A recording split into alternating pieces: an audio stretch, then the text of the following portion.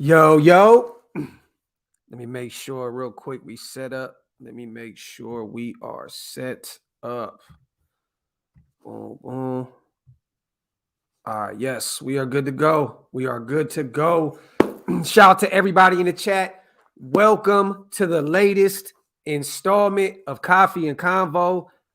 I am your host, Graphk Raiderman. Shout out to everybody here. I got one glove on because I gotta work the chat. I gotta do the comment section.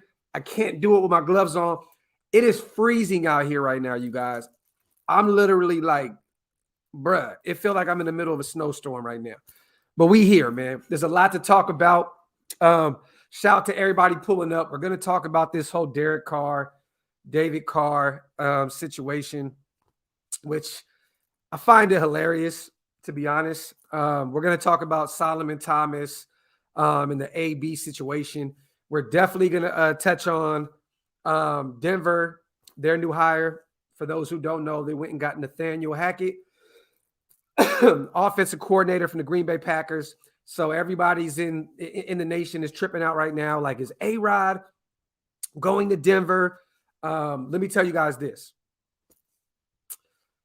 I don't think Nathaniel Hackett is enough for them to take an offensive coordinator from Green Bay. I don't think that's enough to move Aaron Rodgers. Not saying that I don't think it can't happen. I can see it happening, but there's still some moving parts with that situation.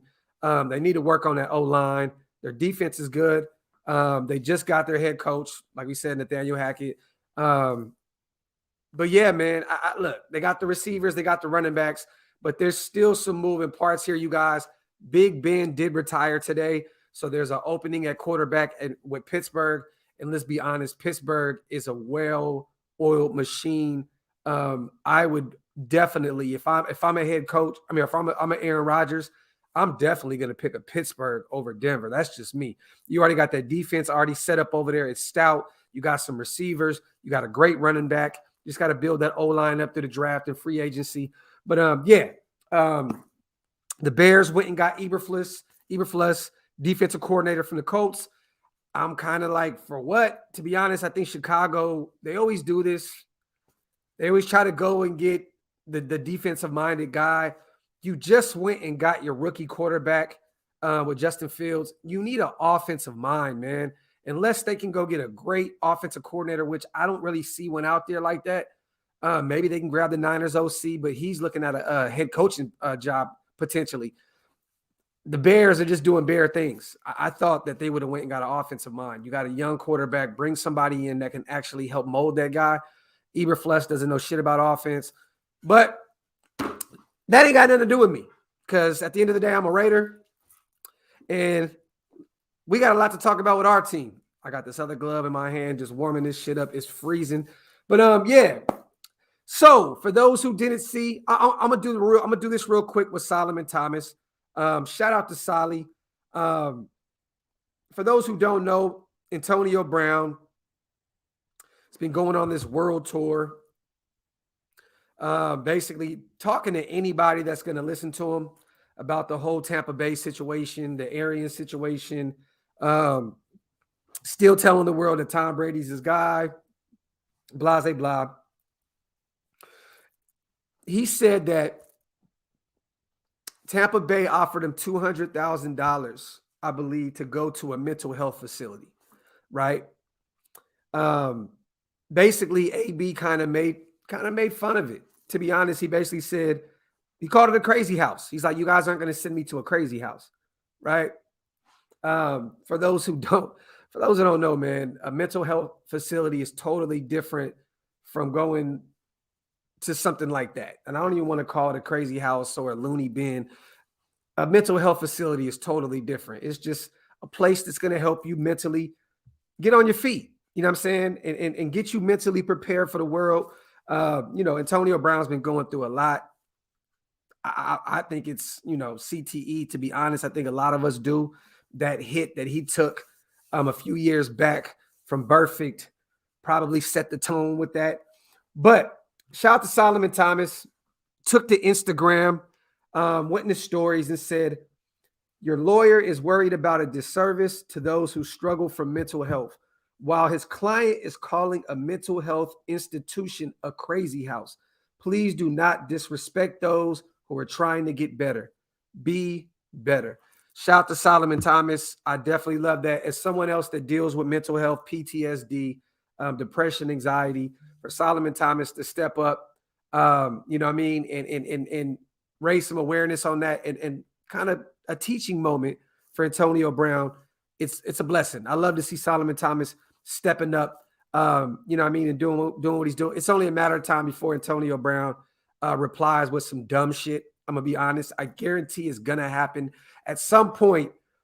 Antonio Brown's gonna go back at Solomon Thomas on some stupid shit, and at that point, I think the nation, we need to just light his ass up on Twitter, IG, all that shit.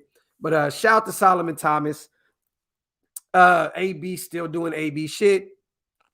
I just can't wait till this guy disappears. He just put a picture of himself in a Baltimore Ravens jersey on Twitter. I already feel sorry for that franchise.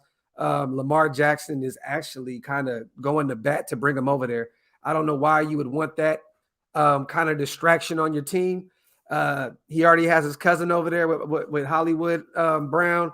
That would be a recipe for disaster in my eyes. But like I said, that ain't got shit to do with me. I'm a Raider. Antonio Brown is not our problem anymore. Only speaking on this because of Solly. But shout out to Solly, definitely, man. We're here because we want to talk about this Derek Carr situation, right? Basically, and I'll play this interview for you guys real quick. For those who didn't see it, I definitely have some thoughts on this. I know my brother Wasted is in the comment section also. He has a lot to say about this shit. This shit is getting old to me, man. It's definitely getting old to me. Look, I'm not here today to beat up DC at all, you guys. That's our quarterback. But I think enough is enough. At this point, stop using your brother. Stop using the media to go out there and talk for you. This is why people say that Derek Carr is not a leader of men. For you to use the media to use your brother, and then his brother to also say, oh, Derek didn't tell me this. Derek didn't tell me this. He said that multiple times in this interview with Colin Cowherd. It's becoming old, man. DC, at some point, brother, you have to stop being the little brother, and you have to have a voice of your own. I'm sick of this shit. If DC came out and used his voice and said, Raiders, I need you guys to put the parts around me, or this shit ain't going to work, or maybe I'm going to have to gracefully bow out and move on, I'm with that. I'm with it. At least it came from the horse's mouth. I'm just sick of this shit, bro. I'm sick of this shit. Like, I'm definitely sick of this. See what happens there. Look, you guys, I'm going to play this for you. Great year, and he wants Rich Bisaccia to be the coach. I totally get that. But I also worry, David, there's been a lot of interim guys that have worked, some that haven't, some like Wayne Fonts that have been good, not great. Mike Tice, Minnesota, they've been fine. So there is no absolute here. But Derek is so emotional, and he was in so many emotional games late. I do worry about falling in love with the proximity of the current coach. And what if there's somebody out there? I don't know if you've talked to him about this. What is best for your brother? What would you do if you own the Raiders? Man, that's complicated. That's a great question, because when you look at it, and this is kind of, it's similar to what Aaron's going through. Although Derek's in a completely different world, he played in his first playoff game. There is a sense as a veteran quarterback, and Derek, and talking to him, man, he went through an emotional roller coaster. They did about as good as you can do this year with what they were given, and they made it work. They're not that far away. If you could add a couple pieces, we all know Agreed. One of his best friends is Devontae Adams, and he possibly could not be franchise tagged, and we can see what happens there. But honestly, and this is not coming from Derek, this is coming from a NFL Network analyst, a guy that jumps on Colin's show and talks about football, talks about it with his friends. There has to be a commitment from the organization that they're going to give him what he needs to succeed. He only wants to win a Super Bowl. He's not here for the money. He's talked about hanging it up when John retired. And all of that stuff is, I want to win. That's it. At the end of the day, I want to win football games. He'd love to do it in Las Vegas, but he wants a chance to do it. He knows that there are pieces that you can put in place here. They're as close as they've ever been.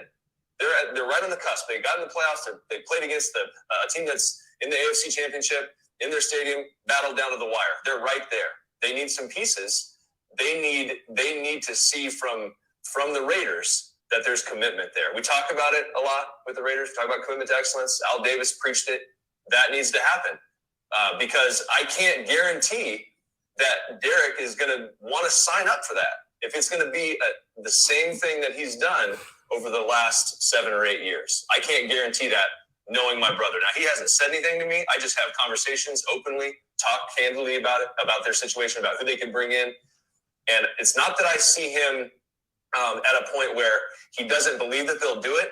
He just really wants to see who the new GM is going to be. He wants why he picks Rich. Why he likes Rich is because he knows who Rich is. Yeah. Rich and him have great conversations, and he likes the fact that he was with him through all that chaos, through the nonsense that last year, and they were able to do something productive. So you can take Rich and let him be the figurehead. You can keep Gus, keep a lot of those guys who brought over from the Chargers. Think about a lot of the free agents they have. Casey Hayward ain't going to stay there if Gus Bradley's not there. There's a lot of guys that aren't going to stay there if Gus is not there. So that's a revamped defense. That's a whole new look. What happens on the offensive side? We know that they struggle a little bit on the right tackle, right guardish side. Alex Leatherwood moved from tackle to guard. A lot of things have to be fixed, right? So there's a lot of decisions that have to be made. And, Mark Davis isn't the only one that has to make them. Hey, DC, let me talk to you real quick, my brother, my quarterback. Stop being a weenie, man. Stop being a weenie, man. What I mean by that, and I said it before, I played the video. Grow a set. Say this shit on your own. Everything that David just said came from your mouth, but you won't say it publicly. I've never heard anyone in my life tell me twice in one conversation, but they didn't tell me that, and them not tell you that. Like David was covering that shit up. DC, what have you done in 8 years to justify these words by saying, I need the parts around me, or basically I'm going to walk? What have you done? What have you done? So let me get this right. You go 10-7, great year. Thank God we finally got to the playoffs. So a wild card appearance justifies you saying, build around me or I'm out of here. That's what I took out of this is, if you're not going to give me the parts, I'm getting the fuck out of here. Bro, what have you done in 8 years to even have the kind of audacity to say, build around me or I'm getting the fuck out of here? The last time I checked, because basically David Carr was saying, DC needs to have basically a word in who the new head coach is, the new GM, right? Last I checked, 2017, DC went to bat for a offensive coordinator named Todd Downey. Todd Downey, right? Went to bat for him. That was his guy. That's who he wanted. Huge difference in offense from Bill Musgrave in 2016 to Todd Downey in 2017. At this point, DC, I don't even trust your judgment, brother. I think you need to allow the GM and Mark Davis to play their roles, and you just show up and be the quarterback and be the leader that we need. You have not done enough in this league to demand anything. I've watched quarterbacks, right? I watched Burrow in 2 years. This is his second year. Go to the AFC Championship. I've seen Jimmy G go to pretty much, he's a game away from the Super Bowl, right? And everybody's going to say, oh, blah, blah, blah, Burrow has the weapons on the outside. I don't want to hear that shit, man. Burrow has an okay defense. He has one of the worst offensive lines in the fucking world, and he's in the offense. He's in the conference game. One game away from the Super Bowl. What are we talking about? DC, you had the Amari Coopers of the world. We've even, I mean, stop, man. Stop. You're not in the Aaron Rodgers of the world. You're not the Tom Brady's of the world. You're not any of these big time quarterbacks, the Big Bens, the Russell Wilsons that have won out, won rings, done so many things in this league to be demanding of anything. And for you to be 30 years old and still use your brother to talk for you through the media, that speaks volumes, bro, of who you are. Every word that came out of your brother's mouth came from your mouth. And that's some weenie shit to me, bro. That's some weenie shit to me. I'm not going to go to Chili Man, right? Or Jerry West or anybody else here in this comment section and say, hey, y'all, do me a favor. Go on the internet and do my dirty work for me, right? Go on here and say this and say that and do this and do that for me, right? Raymond, I'm not going to let it go. Or Ramon, I'm not going to let it go. It's my channel. If you want to dip, get the fuck up out of here, bro. You don't need to be here for it. Let's just be honest. This is some corny shit. This is some corny shit, man. It's some corny shit. I don't like this shit. I don't like it. I don't like it. I just wanted to talk about that, you guys. What do you guys feel about this? So facts. Thank you, Docs, for keeping the real car. Gotta go, bro. Shout out to Adrian. Call out my team, but don't say I told you. Bro, that's pretty much what he did, right? He pretty much said right now, the players around him ain't enough. That's what he just did. He just shit on all his players, on all the players on his roster right now. He said they're not enough. They're not enough. You know what I mean? Like, this shit is crazy to me, bro. It's some corny shit. At least I would love to hear DC come out and say, I think we're a draft and a free agency away. Then you're still not shitting on the team you have, but you're still saying we're a few pieces away. This is just corny to me, man. It's definitely corny to me, man. Yeah, I want to know how you guys feel in the comment section. And like I said, definitely had my share of criticism for DC all year long. He definitely shut me the fuck up. We got into the playoffs. You guys see me. I look. I bounced off. Like, you know what? I'm gonna chill on the criticism because he did something that I thought he couldn't do. You know what I mean? So I don't get it, man. He should have said it himself, but he is not wrong. David, I'm not saying that he is wrong, brother. I'm just saying, who is he to say that? And who is he not to use his own words in order to get his point across? You know what I mean? I get your older brothers in media, you know what I mean, and all that good shit. But come on, bro. Like, let's be men about this shit, right? Let's be men about this shit. Leaders are like, they have a voice. Leaders have a voice, bro. They have a voice. Leaders, this doesn't look like strength to me. You know what I mean? Like, it just doesn't look like somebody that I can, like, why would I want to go to war for somebody or go to war with somebody that can't even speak his own mind? You know what I mean? I don't like that, man. I think that DC needs to step up and use his own voice. And you know what I mean? I mean, come on, man. To put the right pieces around him, to commit to him. You mean when we gave him a 5-year, $125 million deal, we made him the richest football player in the NFL in 2017. That's commitment. That's commitment, right? I don't really understand where does the commitment come from? You know what I mean?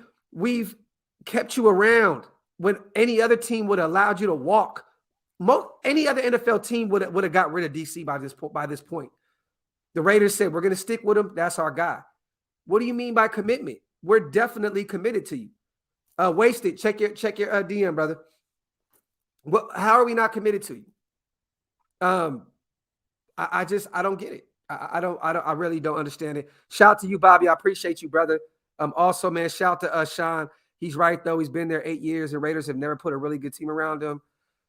Now with Gruden gone, unless he knows they will go all in, I'd want out too. Okay, this is the thing though, right? Just a month ago, 2 months ago, DC was saying, I will retire if I'm not a Raider. Now you're coming out in the public talking through your brother saying the total opposite. What is it? What is it, bro? What is it, man? Shout out to my brother Wasted, man. What's good with you, brother? Docs, what is the deal, man? Bro, I'm sorry, bro, for coming here.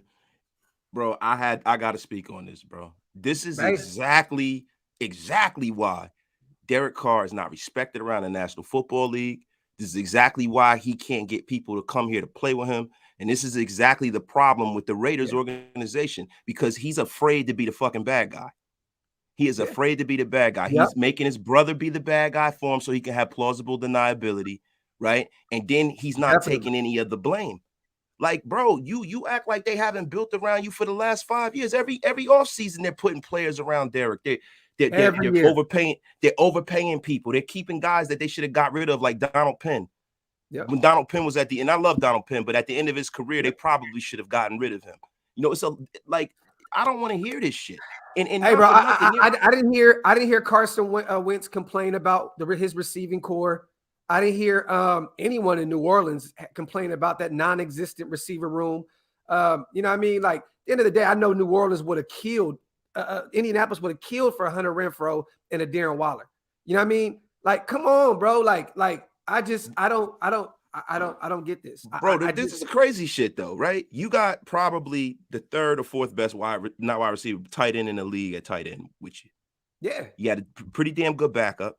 Yeah. Right? Then the thing that happened with Henry Ruggs was nobody's fault but Henry Ruggs. Nope. The organization's not responsible for that.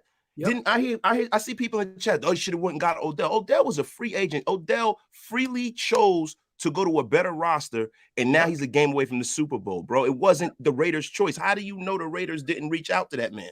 He didn't want to come here, bro. And everything else worked around it. His baby mom lives in LA. You know what I mean? The writing was on the wall. I mean, it's like, you know what I mean? Like, let me go to LA. This is where I want to be anyway.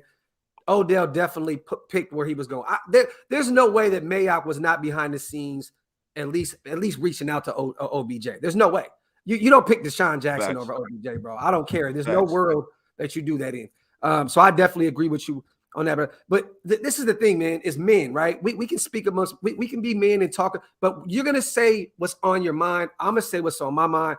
I feel like, bro, like you said, like, that's why you're not respected in this league, bro. You're using your brother's platform to be a voice for you. Like, how? Like, David Carr just pretty much shit on the roster that we have right now without shitting on him, low key, bro. Like, he low key said, like, well, what they have is not enough. And this is coming from DC's mouth, bro.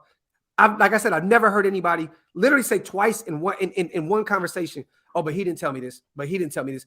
That lets me know it came right from Derek Carr's mouth. Like, bro, what the fuck are we doing here, bro? Like, bro, he was an athlete. He know better than that. He know that when you're close, because he was a professional athlete, he's a #1 pick. He's more highly talented than his brother. Yes. He knows that when you have a inner sanctum, especially when you don't have a bunch of people who are like got issues with drugs and shit. Everybody in that family got money, bro. People don't just come out and speak unsolicited, bro. Yeah. He was told to say that because, yo, you know what? You don't see, like, after all of these years, now Tom Brady's father's finally speaking. All them years when Tom Brady was in New England in the beginning, he never said nothing. He's like, Dad, don't say a goddamn thing. Now he's the greatest quarterback of all time. Now his father speaks. And that's his dad, right? But you know better, bro. And the thing is, I see him interject Derek into arguments that he shouldn't be in when they start talking about, the best quarterbacks in the league and stuff. And no disrespect to Derek, man, but yo, how could you sit up there with a straight face and there's a list with people like Patrick Mahomes and Russell Wilson and Tom Brady and Aaron Rodgers, and you put your brother in the middle of that at third, bro? You a clown for that, bro. They really should take him off of television. I said this. I said at the least, right, with David Carr, just don't allow him to speak on our team. Let him talk about anything else. To me, he's a good analyst. He's a good TV personality. Let him speak about all the other teams in the NFL outside of us. To me, it just doesn't make any sense. It's just, bro, yeah, like you said, you mentioned him within the Patrick Mahomes of the world. I mean, come on, man, that doesn't make any sense. It doesn't. You can't justify that, bro. Real quick, shout out to the Raider. Yeah, bro, this is what I'm saying. He didn't get that information from Casey Hayward. Who's to say that Casey Hayward would still stick around without Gus? And I spoke about this before. I said I think that Casey Hayward will walk if Gus leaves. That's Gus's guy. But who's to say that? Like David Carr basically came out and said, "Oh, Casey's gonna dip if Gus is not there." Like, bro, how do you know that? Like, all you know is what your brother tells you. Are you speaking on shit, bro, that you don't know nothing about? Like, I don't know, bro. To me, that whole conversation was corny. And out of nowhere, Colin Cowherd, this dude went from shitting on us year in and year out to out of nowhere becoming the biggest advocate for DC, saying he adores him and he's one of the best quarterbacks in the league. And he's a contrarian, though, bro. He's a contrarian. That's his stick. He's almost like a professional wrestler with a gimmick. Yeah. You know what I mean? He's not. Colin Cowherd is always the guy. And that's why he's always on in the middle of the day. Even when he's on ESPN, they will put him on this time of day because you have to have a break in the same programming. Like if you're at home, right? Like, I'm recovering from, COVID right now. So I'm actually home, right? Brother. Yes, sir. So like, you watch ESPN and you leave the TV on all day. It's the same fucking opinion for 24 hours straight, except on Fox, you have him and he's always the contrarian. He says shit he don't even believe. So I don't take what Colin Cowherd say that shit's with a grain of salt. He's been shitting on when everybody loved Derek Carr, he was shitting on him. Yeah. Now everybody hate Derek Carr. Now he's defending him. It's like, give me a fucking break, bro. He's full of shit. And not for nothing. I know David knows football. He's a quarterback. Yes. He was around the game. But my problem is that, you have to be objective. Or like you said, tap out. Be like, listen, I'm going to be honest with you. I can't be objective. That's my younger brother. Yeah. Who of us are going to be? I know I got a brother I'm very close to. Yes. I can't be objective.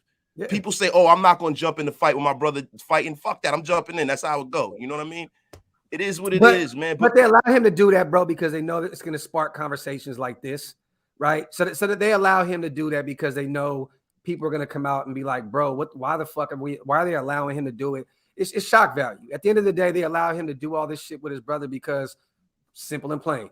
Look, it makes people talk just like we're doing now, and they get the looks that they ask for. Shout out to Jason. Did you see Adams in Vegas? Until March, Jay, I'm gonna be honest with you, brother. It ain't really gonna matter. Anybody that comes from Green Bay in that cold ass weather, I'd be running to Vegas as well at this point, at this time of year, trying to get me some nice weather and get the hell away from that snow. But hopefully he just never leaves. Docs, I'm gonna be honest with you. I don't think that David Carr said this for no reason. This doesn't happen in a vacuum. We've never heard him talk about leaving the Raiders. He's always reinforced how much Derek loves the Raiders. I really feel like, and I said this a couple of days ago when we were on, I think it was on Hammer's show. I said, everybody is just mailing it in that he wants to come back. Yeah. He might not want to come back. And I just think that he wants to try to paint a narrative that is advantageous to his image. Oh, I love the Raiders, or oh, I want to retire a Raider. But behind the scenes, he's trying to shoehorn himself into another team. That's what I think, bro. Because I don't think he want to come back. It comes back to what you said. He doesn't want to be the bad guy. He doesn't want to be the bad guy. He don't want to. He knows. He says all the right things in the media. He says all the right things, and then he uses his brother to be the devil on this shoulder, and he's the angel on this side. Just so like that thing with Waller. Look at that thing with Waller. No, I was just going to bring it up next. Yes, that's crazy, bro. That's crazy. And people kill me for my thoughts on that whole situation, but it is what it is, man. Look, I don't know what the hell is going to happen until we get this GM and this head coach. I don't know what the future holds for DC. I know he has one more year on his contract at $19.7 million. I think that we keep him around another year. But at the end of the day, man, I don't know if this is DC putting pressure on the Raiders to go get a Devontae Adams, to go get somebody like that to say, hey, we need this kind of guy here immediately for me to stick around. But the thing to me is this. What happens if we go get Devontae Adams, we go build up a stout defense in the draft, and we still don't get there? Then what? Then at this point, what? Year 9? Then we're like, okay, wow, we really wasted 9 years of our franchise fucking with somebody that couldn't get us over the hill. And everybody, I'm not, like I said, I'm not sure everybody saying, what do you want to do? I've already said what I wanted to do. I wanted to go get a young quarterback that we can mold. You know what I'm saying? Sit him for a year or two, whether DC's the guy or not. Cool, have him play out his contract. But if not, I'm going to go get a Russell Wilson or a bigger, just someone that's proven in this league. You know what I mean? A superstar. Yeah, a superstar. If you can get better, bro, if you can get better at the quarterback position, I'm sorry.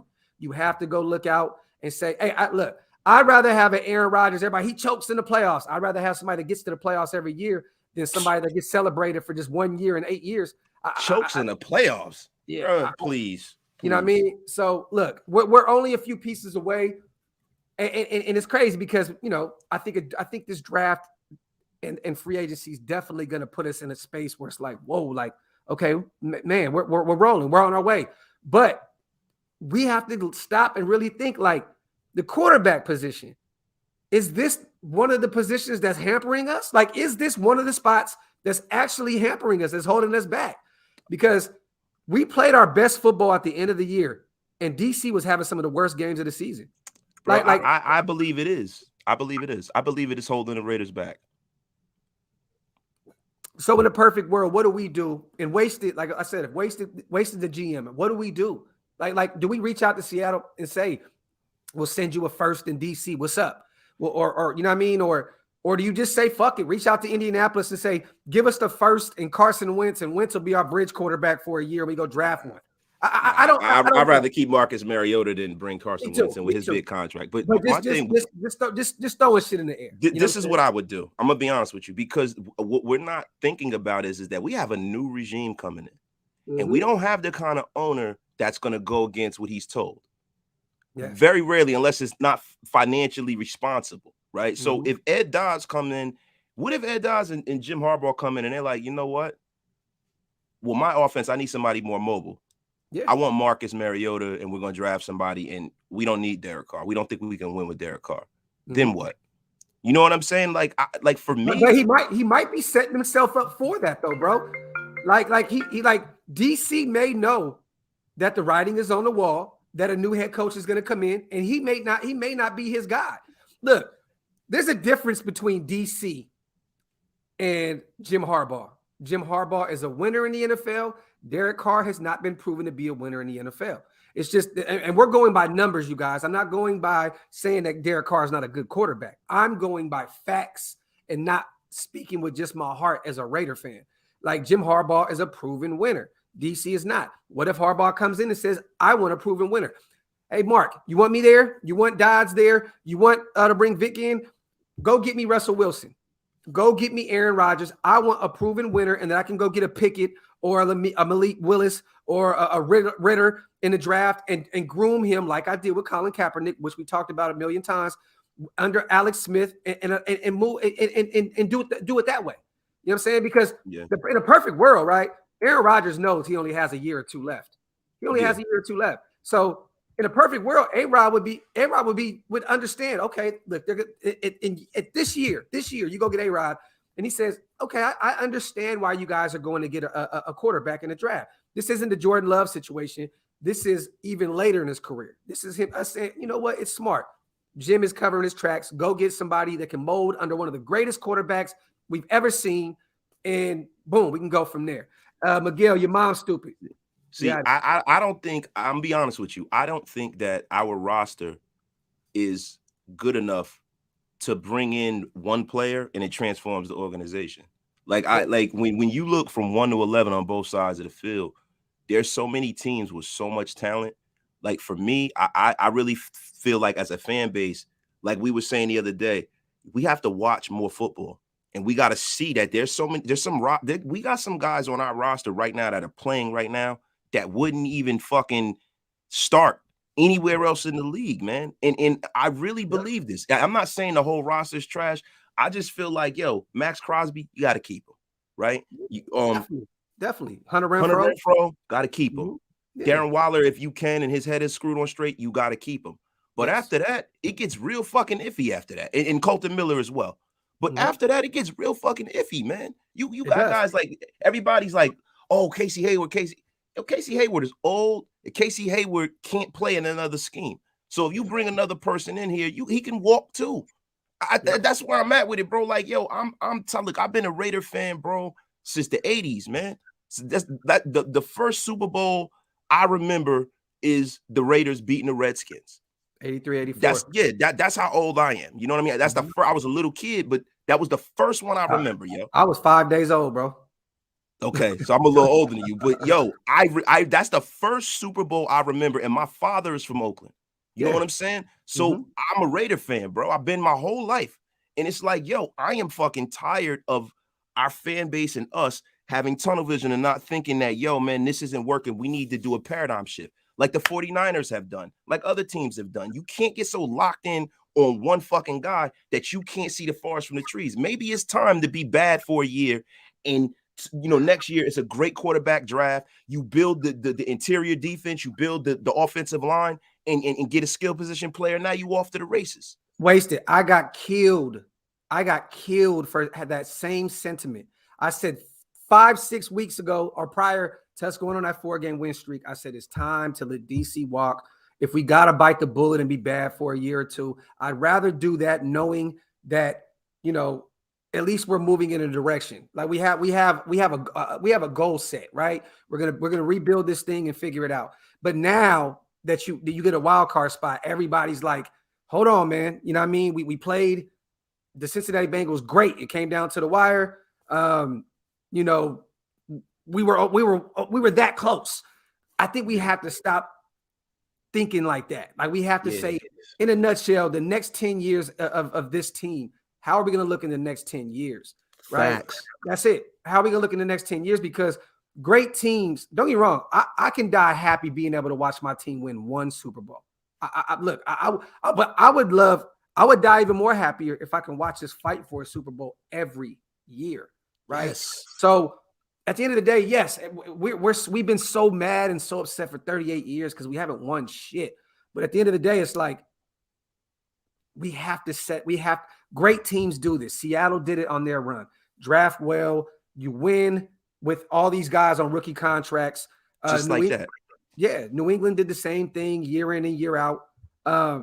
Great teams do that shit. They draft well. They make the right moves in free agency. They don't make just harsh, just big, fast. Like you don't just go out there and pay Trent Brown $17 million a year or whatever the hell he got just because you need a right tackle. Like smart teams don't really do that kind of shit, bro.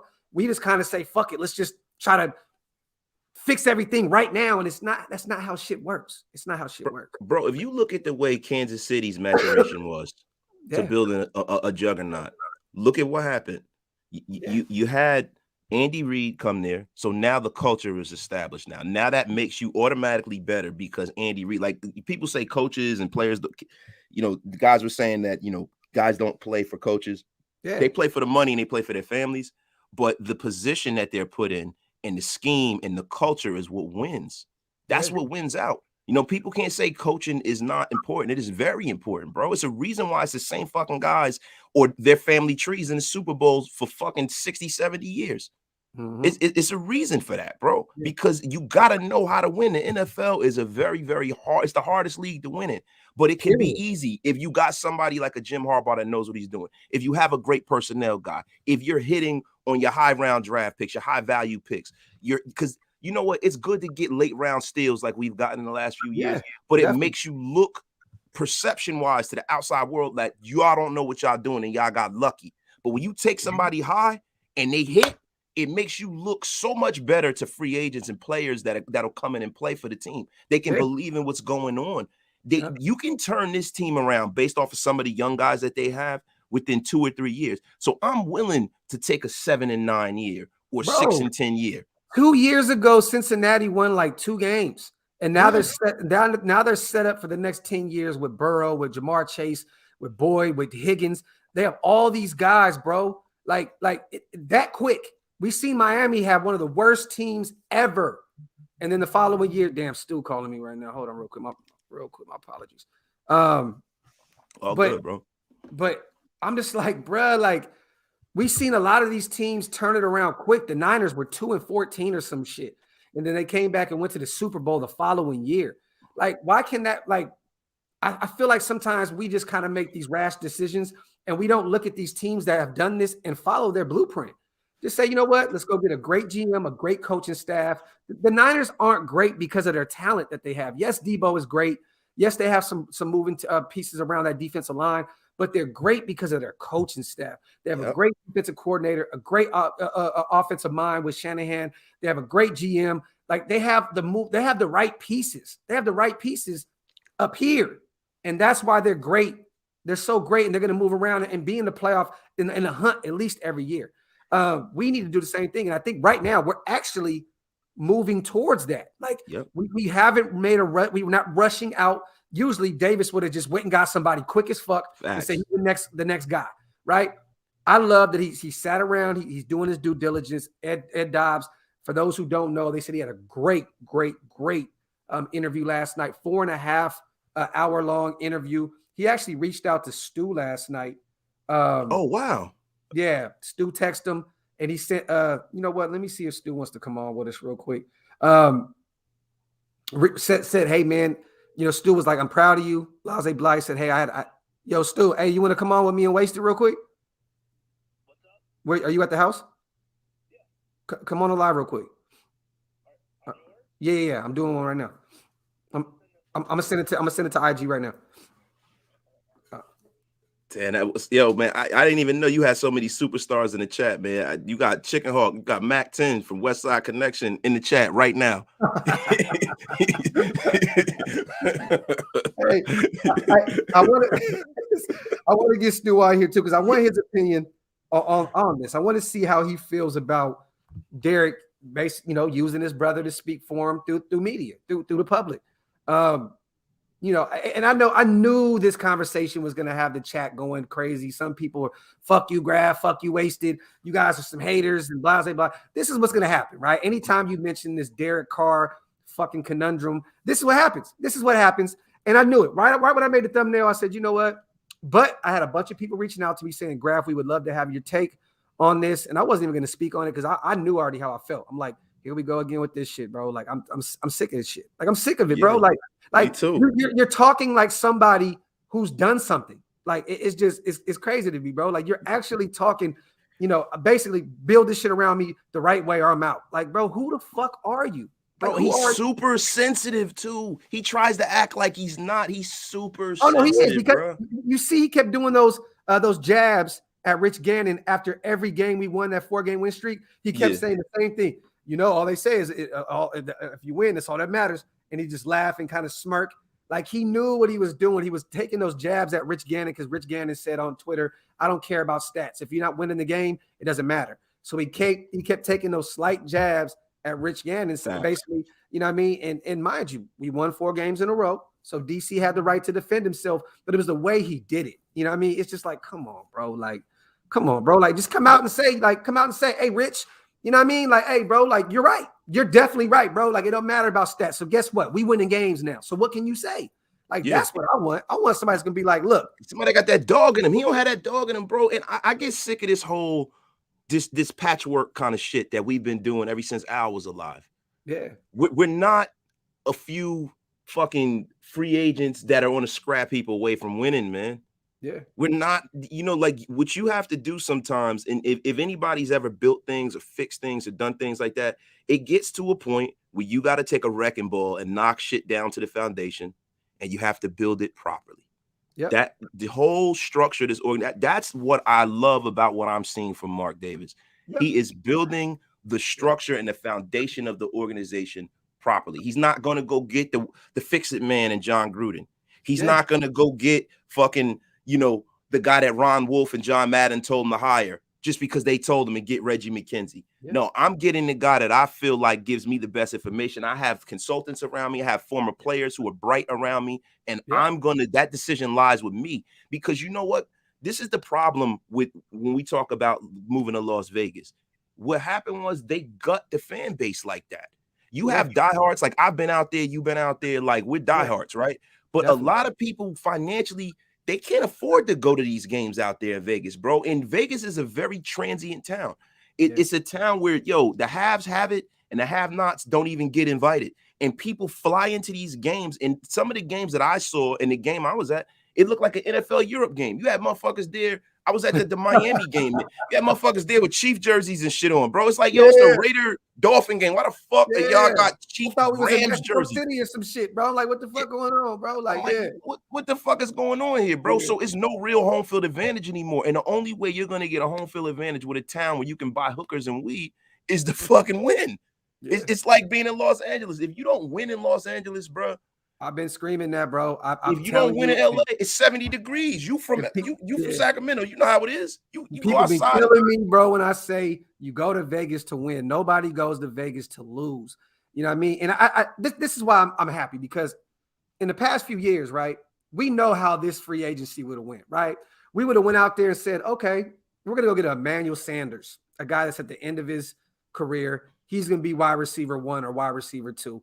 Then we're going to go, draft the fastest person on the board. Then we're going to go get an old defensive tackle, or we're going to try and patchwork this shit. You know what I mean? I think with Dodds, this is why I say you go get Dodds, because this guy had his hand in the cookie jar with Darius Leonard, one of the greatest linebackers in the league that came out of nowhere. He came out of Rutgers, actually. Yeah. Yep. He came out of Rutgers, and that's not like a football hotbed. Let's be for real. You know what I mean? But he had his hand in drafting Q out of Notre Dame, one of the best offensive linemen in the league, Quentin Nelson. And then he went and made that trade for DeForest Buckner. He had his hand in that too, giving up a first and getting a dominant DT, which is some kind of move that we need to make as well. Like, I don't understand why we can't give up a first for a dominant defensive tackle. Like, it just makes sense. You know what I'm saying? Hey, Docs, and I mock. What did I say? We need a defensive tackle. That's the first fucking thing I said. We need a defensive tackle, whether you're playing a 3-4 or 4-3. They make everything go away on a defensive end. If you got a dominant Aaron Donald kind of fucking, and I'm not listening. There's only one Aaron Donald. Don't kill me, Chad. I know exactly what you said, but you're saying that for the chat because they're gonna go crazy on that shit. I already know how that shit goes. Yeah, I know. But it's only. But if you can find them, in the draft, right? Now all of a sudden your defense is that much better. Your linebackers can shade. They got space. They can move. DeForest Buckner is one of the reasons why Darius Leonard plays as well as he does, bro. Yeah. The one thing nobody ever looks at with the Ravens have always had a dominant fucking nose tackle. Yeah. When Ray Lewis was there, they always did, because Ray Lewis wasn't the biggest guy in the world, even though he was strong and fast. You got to have a bodyguard for that tackling machine middle linebacker. Yes. So I get tired of us being delusional here. Yeah. Yes. You know what? Carr has been very, very good. He holds all of these records. But like we were saying the other day, why does it matter that he holds records over guys who didn't put up numbers? Like Plunkett was here for 8 years, but he had a few good years and he had a bunch of bad ones, right? And then Kenny Stabler played in the dead ball era of quarterbacks. They didn't throw the ball around like that. And then now you had Gannon holding records. He was here 3-4 years. Well, I think 4. You know what I mean? We're an organization who started Jamarcus Russell. We started Todd Marinovich, even though Todd Marinovich had a lot of talent, bro. He definitely did coming out of college. But this our luck, bro. It's the same thing with Jamarcus Russell, the Jamarcus Russell effect. Like, you go get these guys. That's why I think everybody's nervous. As Raider fans, everybody's like, fuck, bro. You go get a rookie quarterback. Is this going to be a Todd Marinovich situation? Is this going to be a Jamarcus Russell situation? Is this going to be – I had a big Todd Marinovich Black Sunday poster on my wall. So I was a huge fan, and then he came and just shit the bed. You know what I mean? But there's a big difference between then and now, though. No, it is. It definitely is. It definitely is. And Al Davis isn't. It's not because Al Davis is like, he's a lefty. I like the kid. He has moxie, and not listen to nobody else and just fucking take him.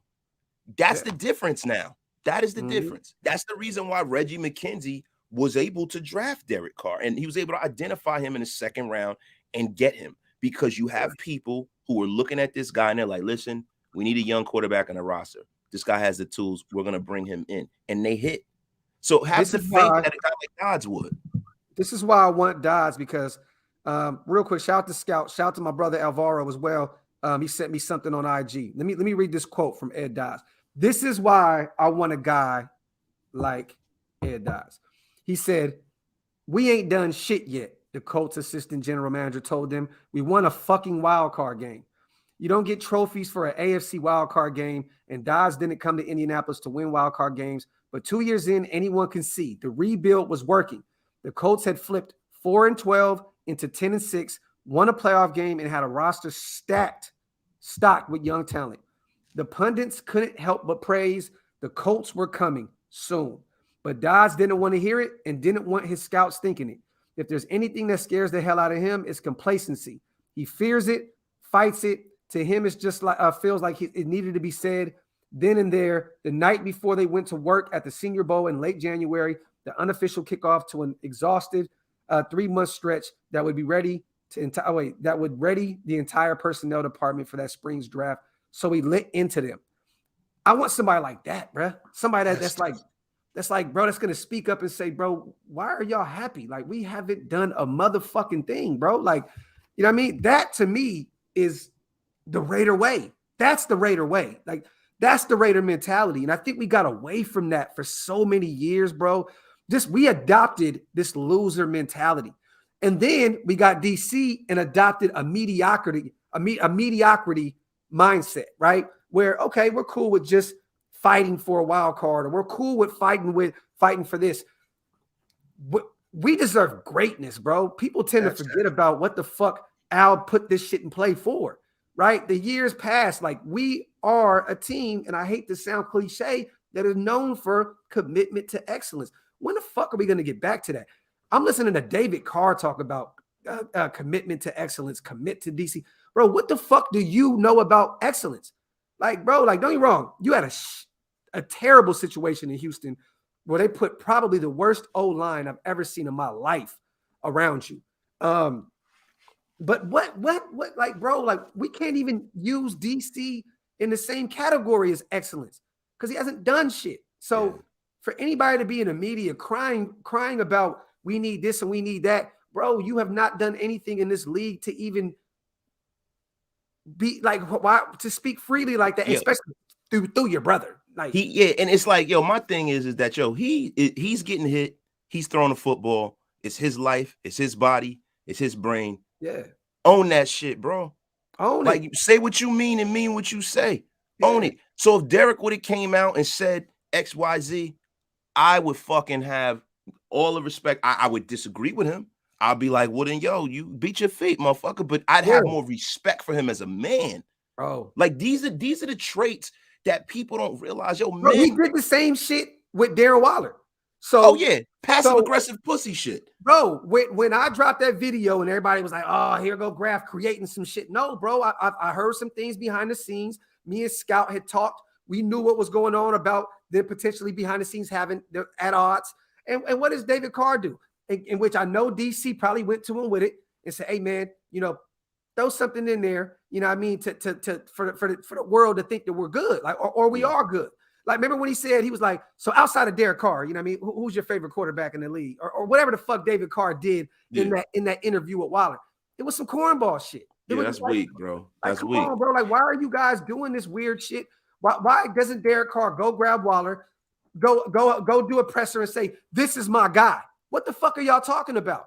Bro, what's fucking with everybody that's come here that has some talent, right? Because what Steve Smith said some shit that was fucking right on time. He said losing is like cigarettes.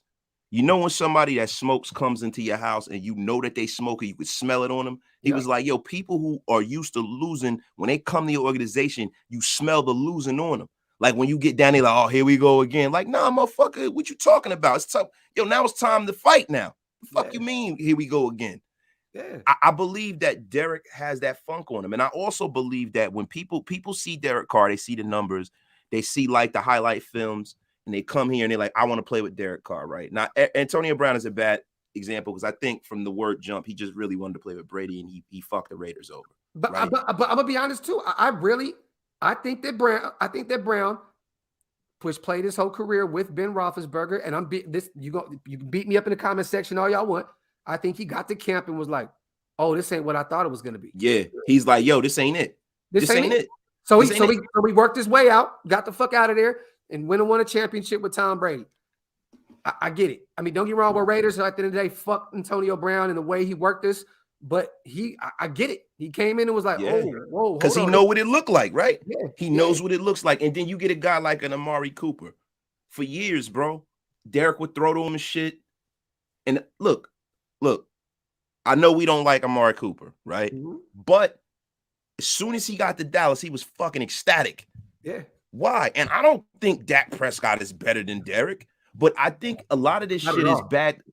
A lot of the shit with Derek, it's not that he's not good. And it's not that he's a bad quarterback. It's when he makes bad throws. It's when he's getting chased around and he sets his receiver up for failure, bro. Like nobody ever sees, like when he's getting run, instead of him just throwing it away or falling down and taking a sack or taking off and running, he'll fucking just toss it at somebody and it's like a hot potato and get the guy fucked up. Yeah. People don't watch, docs. Like I watch, you watch. That's something that people don't talk about though, bro. Like you're right, because don't get me wrong, but this is, and this goes to what Jesus is saying. Do you think he has mental issues? I don't. I think that the media and all the criticism that we say, these guys watch this stuff, you guys, they watch this shit. He's sick of it behind the scenes. You know what I mean? He takes a lot of grunt for all of our failures. But as a quarterback in the NFL, that's what the fuck bro, you play the biggest position in the best sport in the world. That's what's going to happen. You know what I mean?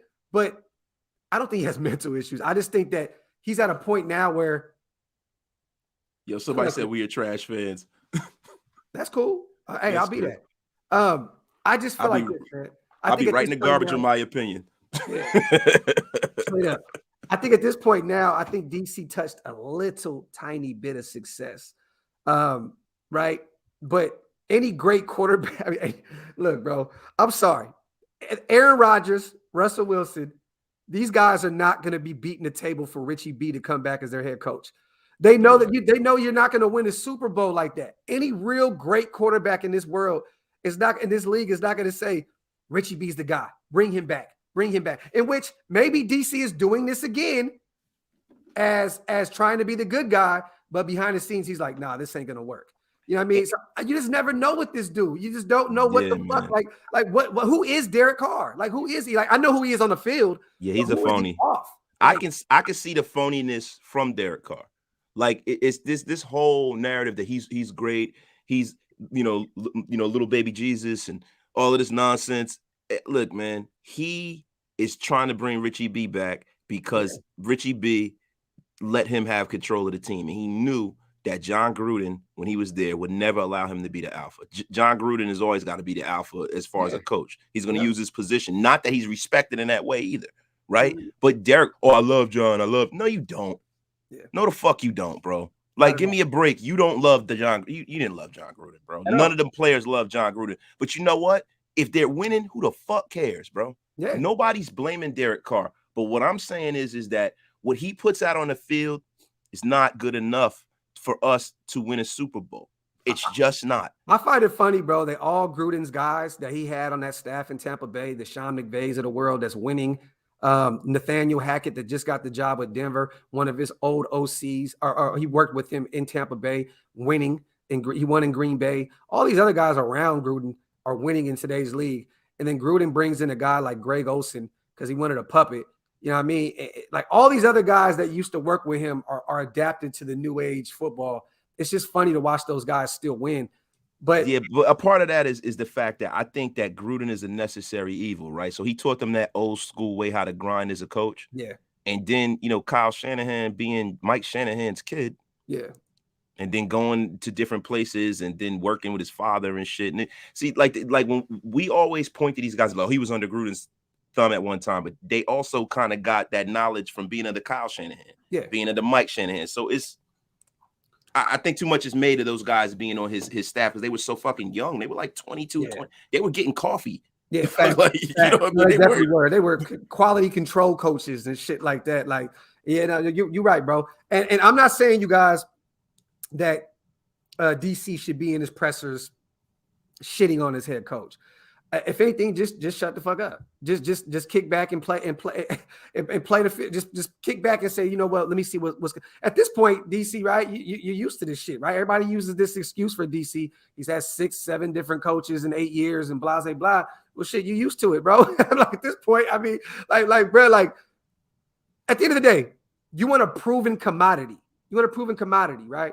You want a proven commodity. If we can go get Jim Harbaugh, why are you behind the scenes saying you need to do this and do that? Jim Harbaugh's been known to do that. He can come in right now and build a team in a year or two span, and we'd be off to the races. You know what I mean? So just be the quarterback. Just be the guy. I don't know. How about Derek Carr just come in the media? You want to be assertive? Come to the media and be like, listen, I'm committed to the Raiders. I've said this my whole career. Yeah. I need for them to commit to me. Yeah. Because I'm on my last year, and it doesn't look like they have a lot of confidence and faith in me as a player. Yeah. And I feel offended by that. I know people will kill him for that because he hasn't won anything. Yeah. But they haven't been good either. But what happened 3 months ago, bro? What did he say? I'm a Raider. I'll retire a Raider. If he try to trade me, I'll retire. I don't want to play for any other team. And what he said was, I'll play out my contract. I don't care. Like, I want to win. Blah, blah, blah. People know, money's not an issue with me. So on and so forth. But he said he'd play out his contract. I need to go find that soundbite. So if he's doing that now, if he's just trying to use this wild card appearance now as leverage, I think you lost all your leverage. First of all, first and foremost, you already said you want to be a Raider. You want to retire a Raider. You'll retire if you get traded. You pretty much already sunk your teeth into that. Like you kind of lost. You lost your edge on the situation. How about not saying anything instead of painting yourself in a corner like that? There you go. And I think now he realized he did that. So now he's trying to use his brother through the media to kind of go back and say, "Oh shit, hold on, let me kind of go back because I didn't know we was gonna make the playoffs at this time. So shit, now we got a playoff appearance under my belt, baby, just maybe." I could use this as a little bit of leverage. Bro, everybody says that he's putting pressure on Mark Davis not to rebuild. We are rebuilding, bro. Yeah. We got a whole shitload of guys on 1-year contracts.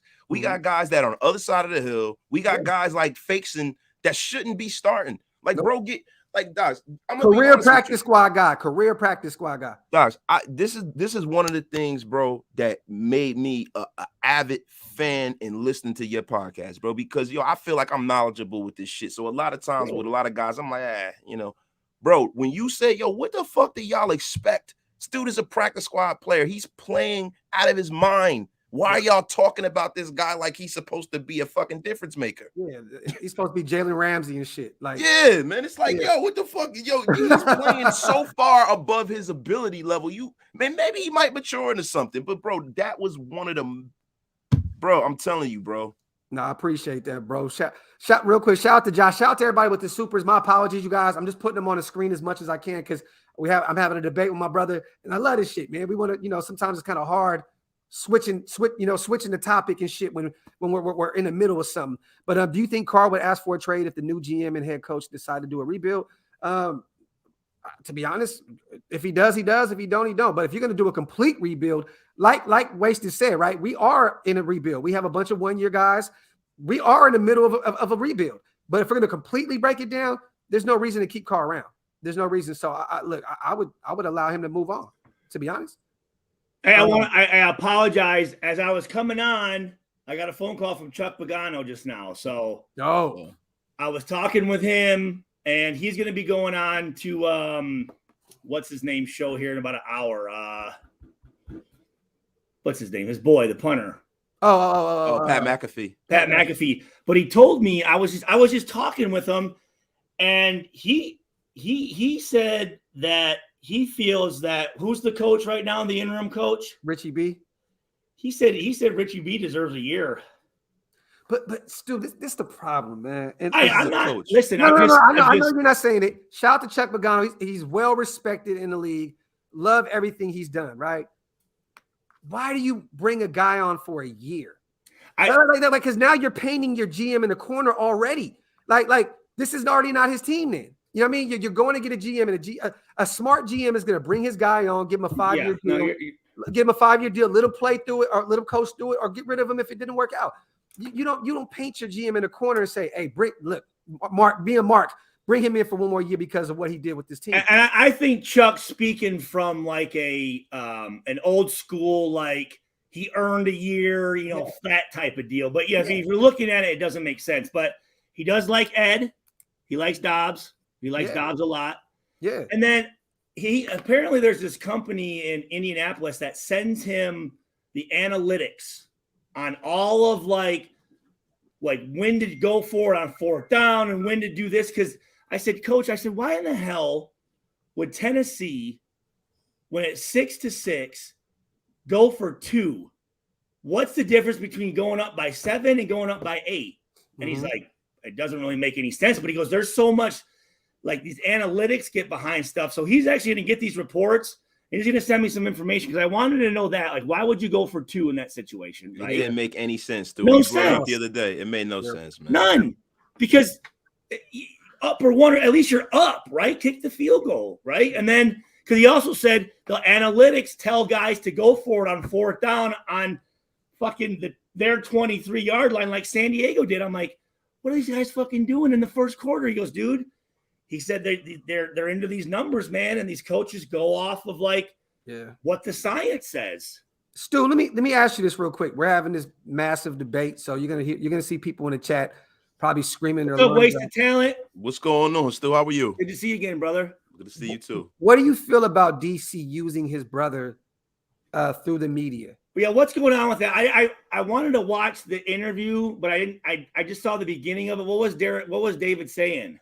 David basically said, in a nutshell, we need to commit to DC.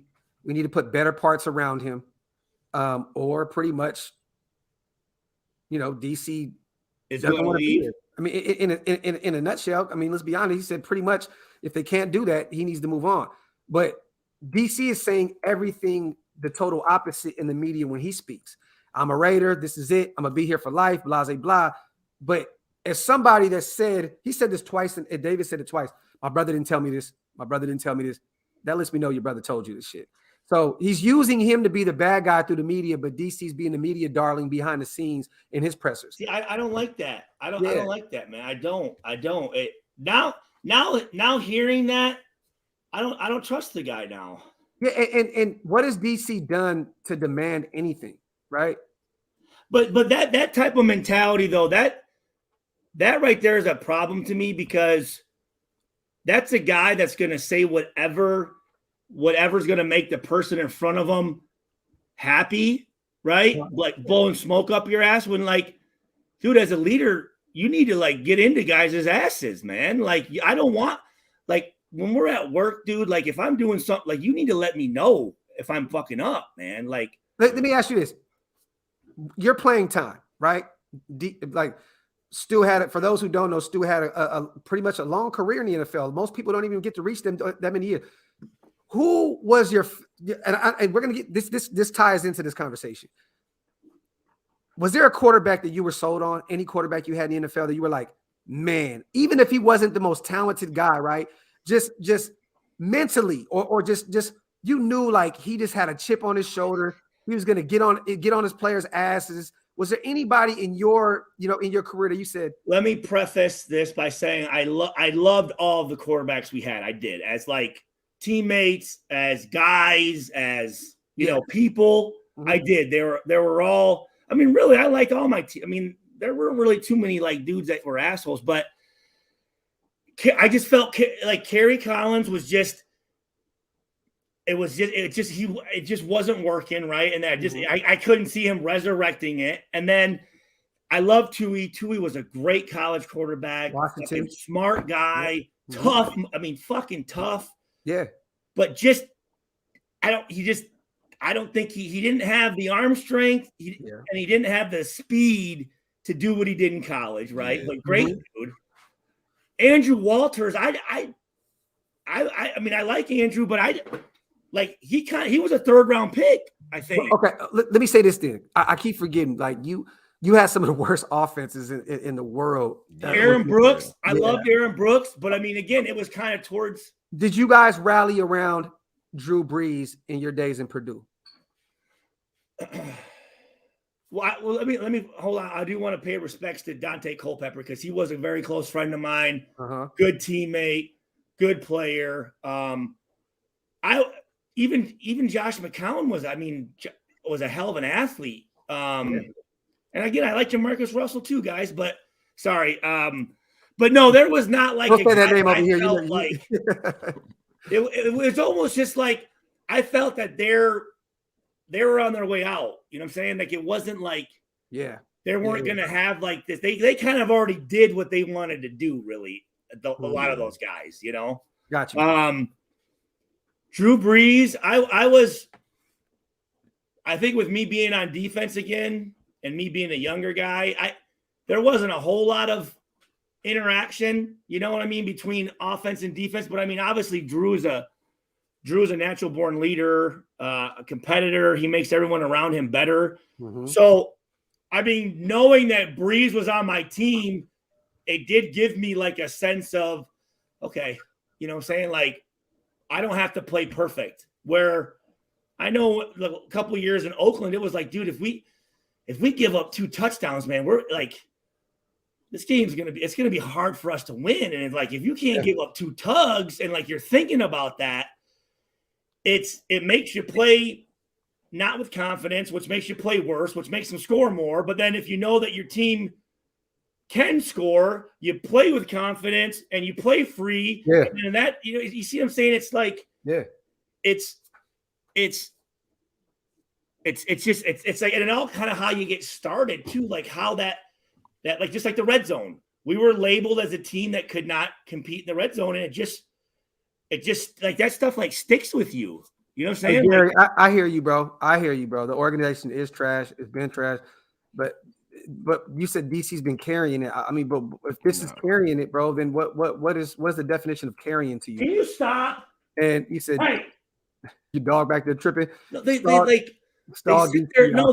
have like these allergies and they just they make this fucking noise for like I'm like an hour. Really, guys? Seriously? Pacey, come on, brother. You're smarter than that, King. If you don't think that he's using David through the media, bro, I think you're blind as shit.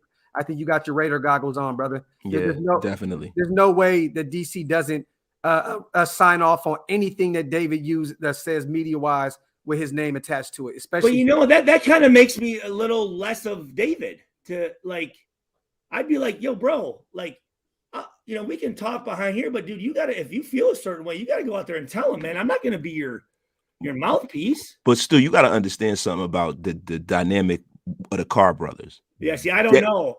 Derek is so much younger than him. Yeah, it's different. Like I have a brother. My brother and I, we are like in the same age bracket. We grew up together. You know what I mean? But when you have a brother that's that much younger than you, like that's like his son. Yeah. You know what I mean? It's like his son.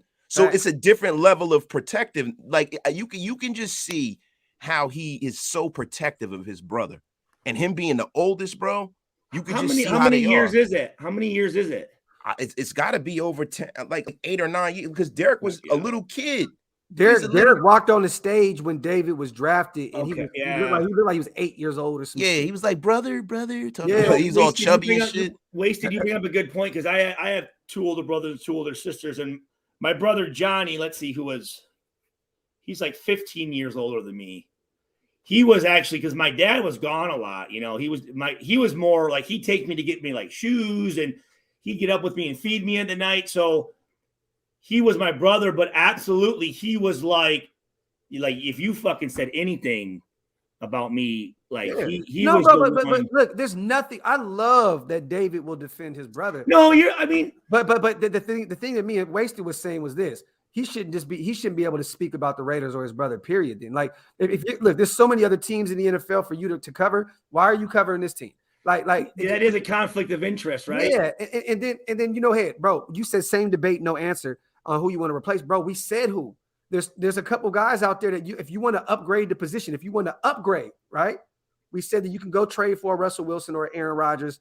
You can do that and go get you a young quarterback in the draft to groom under these guys, or you can do what I said earlier on the season and what Wasted said as well. Bring Mariota back for a year and draft a quarterback and just have him as a bridge gap quarterback for a year until you figure it out.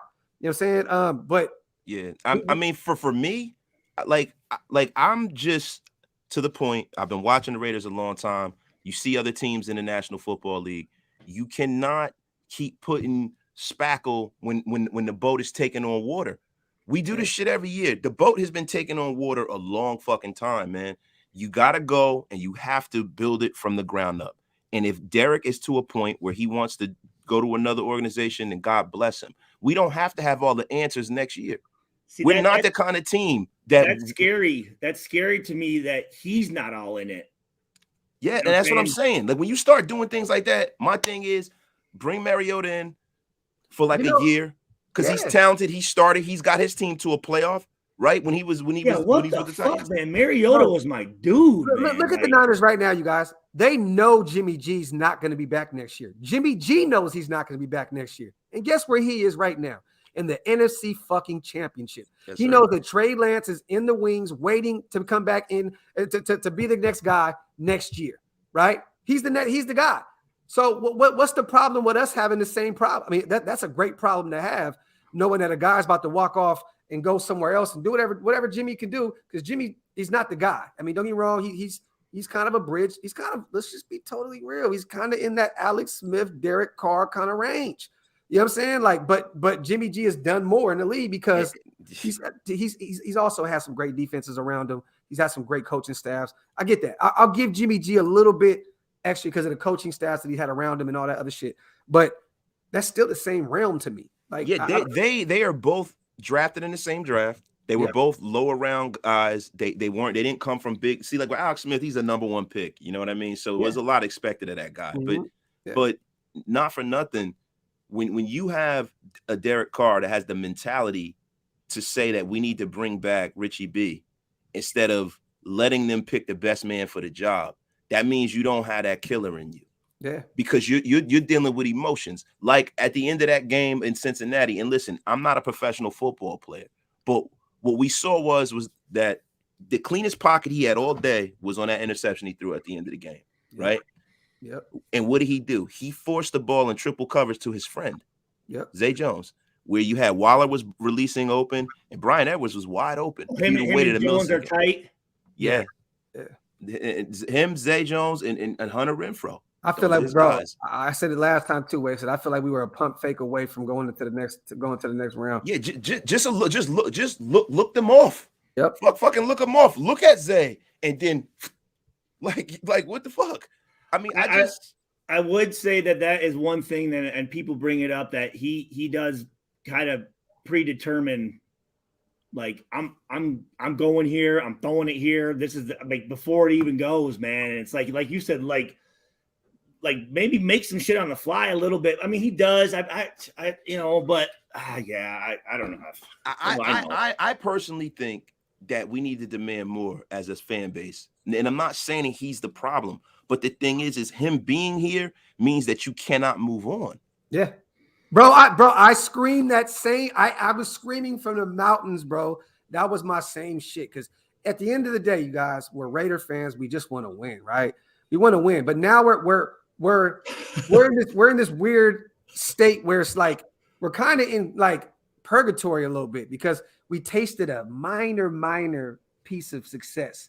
You know what I mean? We got to the wild card. We did some shit that we didn't think we were gonna do, and now everybody's like, see. You know, bring the coaching staff back, and we sound like we're just so used to losing, we don't know how to win.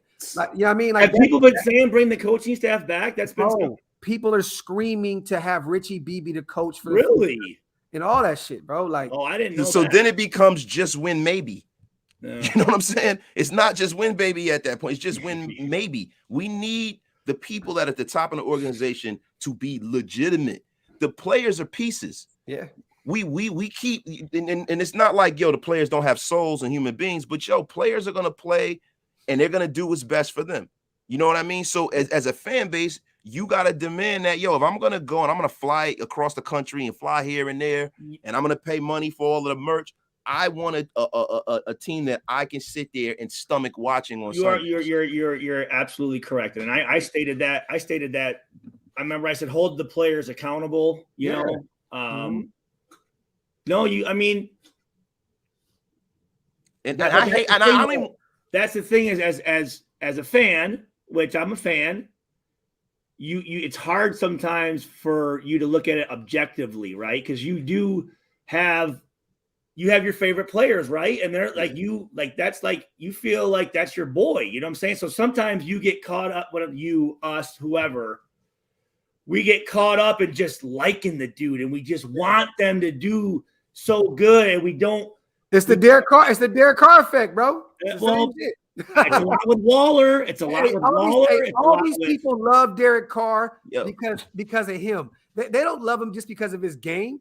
Look, if everybody determined Derek Carr by the success he has on the field and by the talent he possesses, this would be totally different. People judge him because of his love for, his spirituality, his religion, who he is off the field, and all that all shuck shit. Yeah, bro. That don't mean nothing to me. No, bro. And by his loyalty to the Shield. Other than that, I'm telling, there was a lot of that though. There was a lot of that with Waller. There was a lot of that with Jacobs. There was a lot of that with Abrams. And I'm like, guys, just take the glasses off for a second and just look at it in an objective way, and just make sure that you're not getting caught up in emotion rather than logic, right?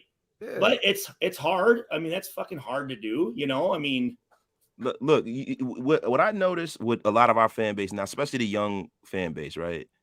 They don't remember when Rich Gannon was the quarterback. No, and that's they don't remember. So you got guys that are 23 years old, and for almost half their life, Derek's been the quarterback, and it's like this hero worship thing. You know what I'm saying? And I understand, you know, some of these dudes are a little moist. They ain't grow up with a daddy and shit like that. So, or you know, and I get it, man. And they keep have the Donkey Kong and sensitive. They're a little sensitive. Yeah. They got a Donkey Kong on Carr's sack. But guess what?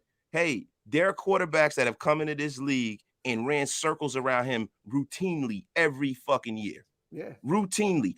You know, like we can't say, oh, they didn't do the right thing by him.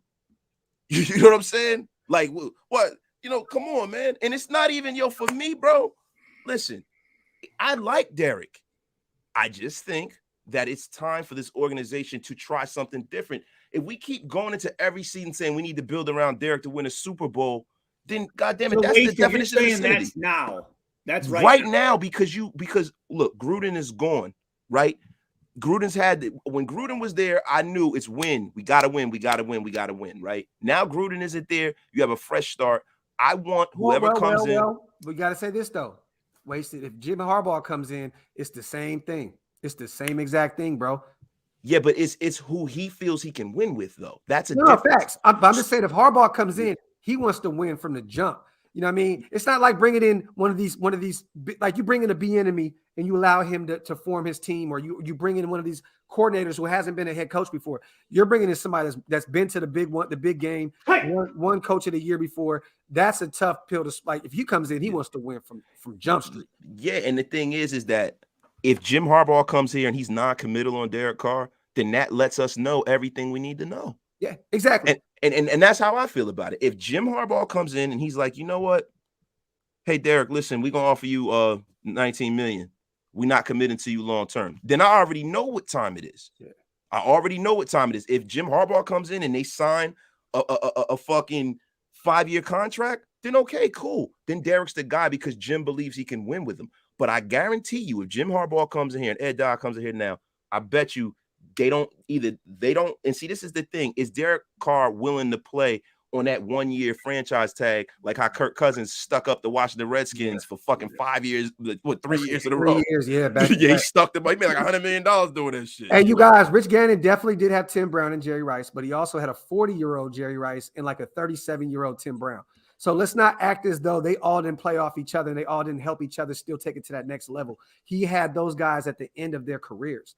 You know what I mean? So yes, he had 2 Hall of Famers, definitely, but they were past their prime, bro. Like, so we have to take that argument out of the effect. Rich Gannon ran that offense greatly. He helped Tim Brown and Jerry Rice revitalize their careers just like they did to Rich Gannon. They all played off of each other. And you know what I mean? And the O-line was different. They had a good O-line. But come on, man. You guys got to stop acting like he had fucking Tim Brown in the prime of his career and Jerry Rice, the best receiver of all time at that time. You know what I mean? Come on, man. You got to stop. Shout out to Samoan Raider, bro. Shout out that was a great point, bro. People saying that it's hard to find a good QB if we move on from Derek, but since he's been drafted, guys like Josh Allen, Patrick Mahomes, Lamar Jackson, Joe Burrow, etc., have taken over the league. At that point, I can just hit end. I can just say, "What's up, Hammer?" and just end the broadcast. Hammer was good, man. That's just real shit. You know what I mean? We were saying that the Hammer was saying that shit. Me and Hammer was saying that shit the other day. Everybody was attacking us the other day, and you know what? I hate that we could be talking about Ed Dodds being hired. We could be talking about Harbaugh being hired. We could be talking about the draft. We could be talking about who we want to see with the Raiders, but it always comes back to him. And if it always comes back to him and he's not a definite, then that's a problem in the National Football League. Because I guarantee you, the Buffalo Bills aren't saying, "Oh, we need to get rid of Josh Allen." I guarantee you the Packers fans are probably going to lose their fucking mind if Aaron Rodgers leaves, bro. Yeah. Joe Burrow. I just at this point, you guys, you have to realize that if we want to win this AFC West at some point, we're going to have Derek Carr playing better than Justin Herbert and Patrick Mahomes. Think about that. Just think about that. Like, we have to have a quarterback that can outplay those guys, outduel those guys, and potentially Aaron Rodgers in Denver. They just brought Nathaniel Hackett, the offensive coordinator, who I don't know if he's going to go there, but imagine that. Imagine we're betting on Derek Carr to outplay Patrick Mahomes and Justin Herbert in the prime of their careers. That's tough. I'm going back. I have a real problem with this his brother talking for him shit, dude. That bothers me. Yeah. Men don't let other men speak for them at all. No, and I don't like how you're. And you know what? If Derek was just like a lower volume of what David was saying, but you're saying it's almost night and day, like different, right? Yeah. See, that's a concern for me. The DC came out and said, "I'm a Raider for life. I'll retire before I leave and go play for another team. I don't care about the money. I'll play out my contract if need be. I just want to be here and I want to win here." And then his brother came out and basically said he wants to be a Raider, but it's at this point, if they're not going to put the pieces around him in order to win, then he's going to start looking at other avenues, basically. I mean, I would think as a brother, like, listen, Derek, I'm not playing quarterback. You got to tell him that. Like, you got to go in there and you got to sit down and say, listen, for me to continue with this organization, this is what I need. And if you can't provide it, then maybe we need to part ways. You know what I'm saying? Like, you need to go in there and make those sometimes you got to make some tough decisions and have some hard conversations, but you can't do it through the media and your brother. Absolutely. Hey, Samoan, real quick, my bad, Stu, real quick. No, that was it. That was it. Everybody that's putting it, Samoa, I'm about to send you this link, bro. You got to pull up because this motherfucker's just he's talking gospel today. The Broncos made a bold move for their franchise when moving on from Tim Tebow, fan favorite, a Derek Carr, you know what I mean? Fan favorite. You want to play up, yeah, right. Want a playoff game. Valid as fuck. An old Peyton Manning that led them to 2 Super Bowl appearances. That's a fact. So everybody, who's the old Peyton Manning? Was that Rodgers? That's Rodgers right now, or you could say, I mean, Russell, whoever, you know. Russell's still like 33 years old or something like that.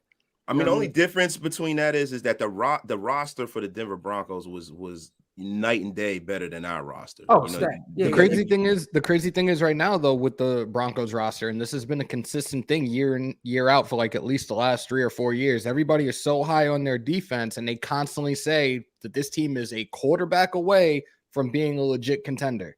And who's to say that Rodgers doesn't end up there in the offseason? But that's what's funny, because David Carr said this team is only a few pieces away, but now he's saying you guys need to put the pieces around DC. Look, we are pieces away, and this is what happened last year, and I was gonna bring it up before.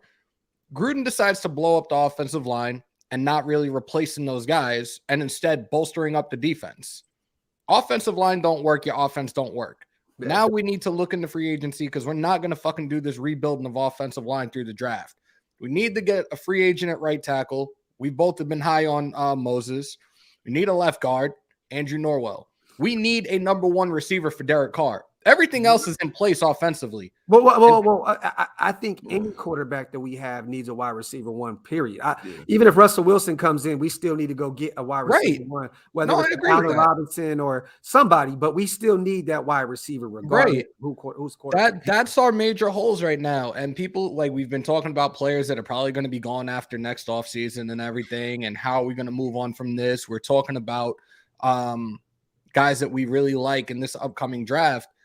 We need to get the pieces in place right now in regards to our GM, our head coach, and who is our head coach bringing in on his staff. What is the defensive scheme going to be for us moving forward, especially with the guys that we have right now? Is this going to work for them? Are they going to be able to play at their strengths if we were to finally go back and start playing a 3-4 defense? So, Hammer, I would say to you then we aren't a few pieces away, because that's subjective, right? We're a few pieces away if everything is currently constituted stays, or if they have the same philosophy. That's true. So now Denzel Perryman might not be able to play for the next defensive, coordinator. Fucking Casey Hayward, being older and slower, might not be able to play out there on the island and having to run around after Tyreek Hill. And that's why a lot of us have looked at certain things, especially in this upcoming draft, certain pieces for the future, because some of the guys on this team currently, it's a total uncertainty right now. Yeah, so that's the reason why I feel like you have to take this stance. We're not in cap hell, right? We're not committed long term to older players, and we have to re-up a lot of the young foundation of this team. So for me, this is a rebuild. This is a rebuild. You're rebuilding the culture. You're rebuilding the whole direction of the franchise. This is the most important year for the Raiders in 20 years.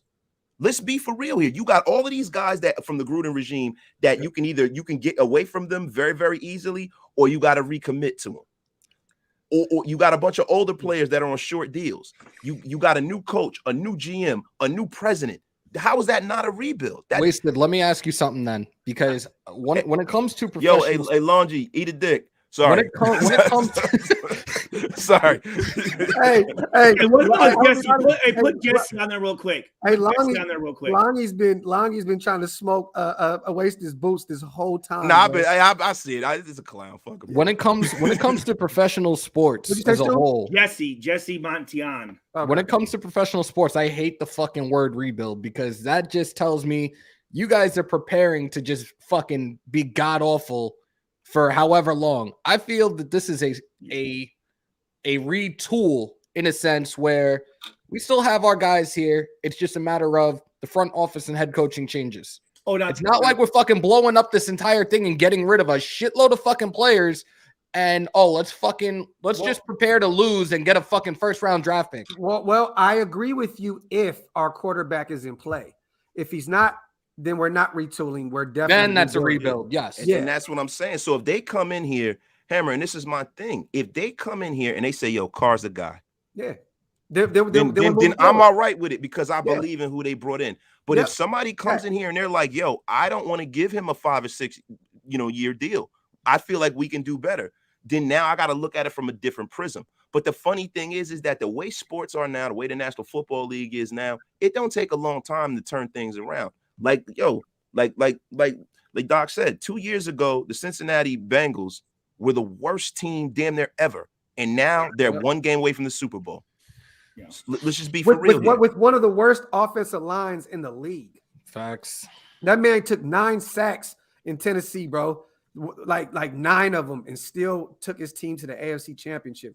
I don't want to hear shit about offensive lines ever again, bro. I don't give a fuck. And he's not super mobile. No, this is a guy who had his knee fucking blown out. ACL last year. ACL last year. Yeah, you just have to be mobile enough just to get out, just to wiggle a little bit, just to throw that blitzer or that step in that pocket and get out. You don't have to be a Vic or a got McNabb or a guys like that, Vincent Young or whatever. Just enough to get out of the way of the pressure. We're not comparing Tim Tebow and Derek Carr talent-wise. What the fuck? No. Everybody's trying to kill us for that. We did not say, look, Derek Carr is galaxies better, like further ahead than Tim Tebow. Let me ask got more playoff wins than Derek Carr. Let me ask you guys this question. We're saying fan favorites, and then the religion comes into effect. The Tim Tebow and DC thing. That's why we were. Let me ask you guys this question moving forward in regards to Carr and what potentially could happen in the next week, because they are saying right now that they want to have the GM before the Senior Bowl. The Senior Bowl is next Saturday. Yep. Do you think if we're able to, in fact, hire Dad and potentially Harbaugh, do you think Harbaugh may end up going that route similar to what he did with San Fran? Yes. In regards to, let's see what Carr does this year, especially if we happen to get Devontae Adams. We see what he does, and if he can't, then we're looking for a quarterback of the future instead of giving him that extension. Top beats, I'm blocking you. I'm not blocking you, bro. What you mean? Yeah, but you know the thing about it is, and this is what I've said on your show, and I've said this. You guys act like it's the Raiders who have the total autonomy over this situation. Carr could be like, yo, I'm not coming here playing on no fucking 1-year deal. Trade me. And I want to win a Super Bowl. I'm not retiring until I win one. So trade me. Yeah, and guess what? Most quarterbacks don't want to play 1-year deals anyway. I mean, most of them, like even ones that are worse than DC, don't want to be on a 1-year deal. And that's all I've been saying.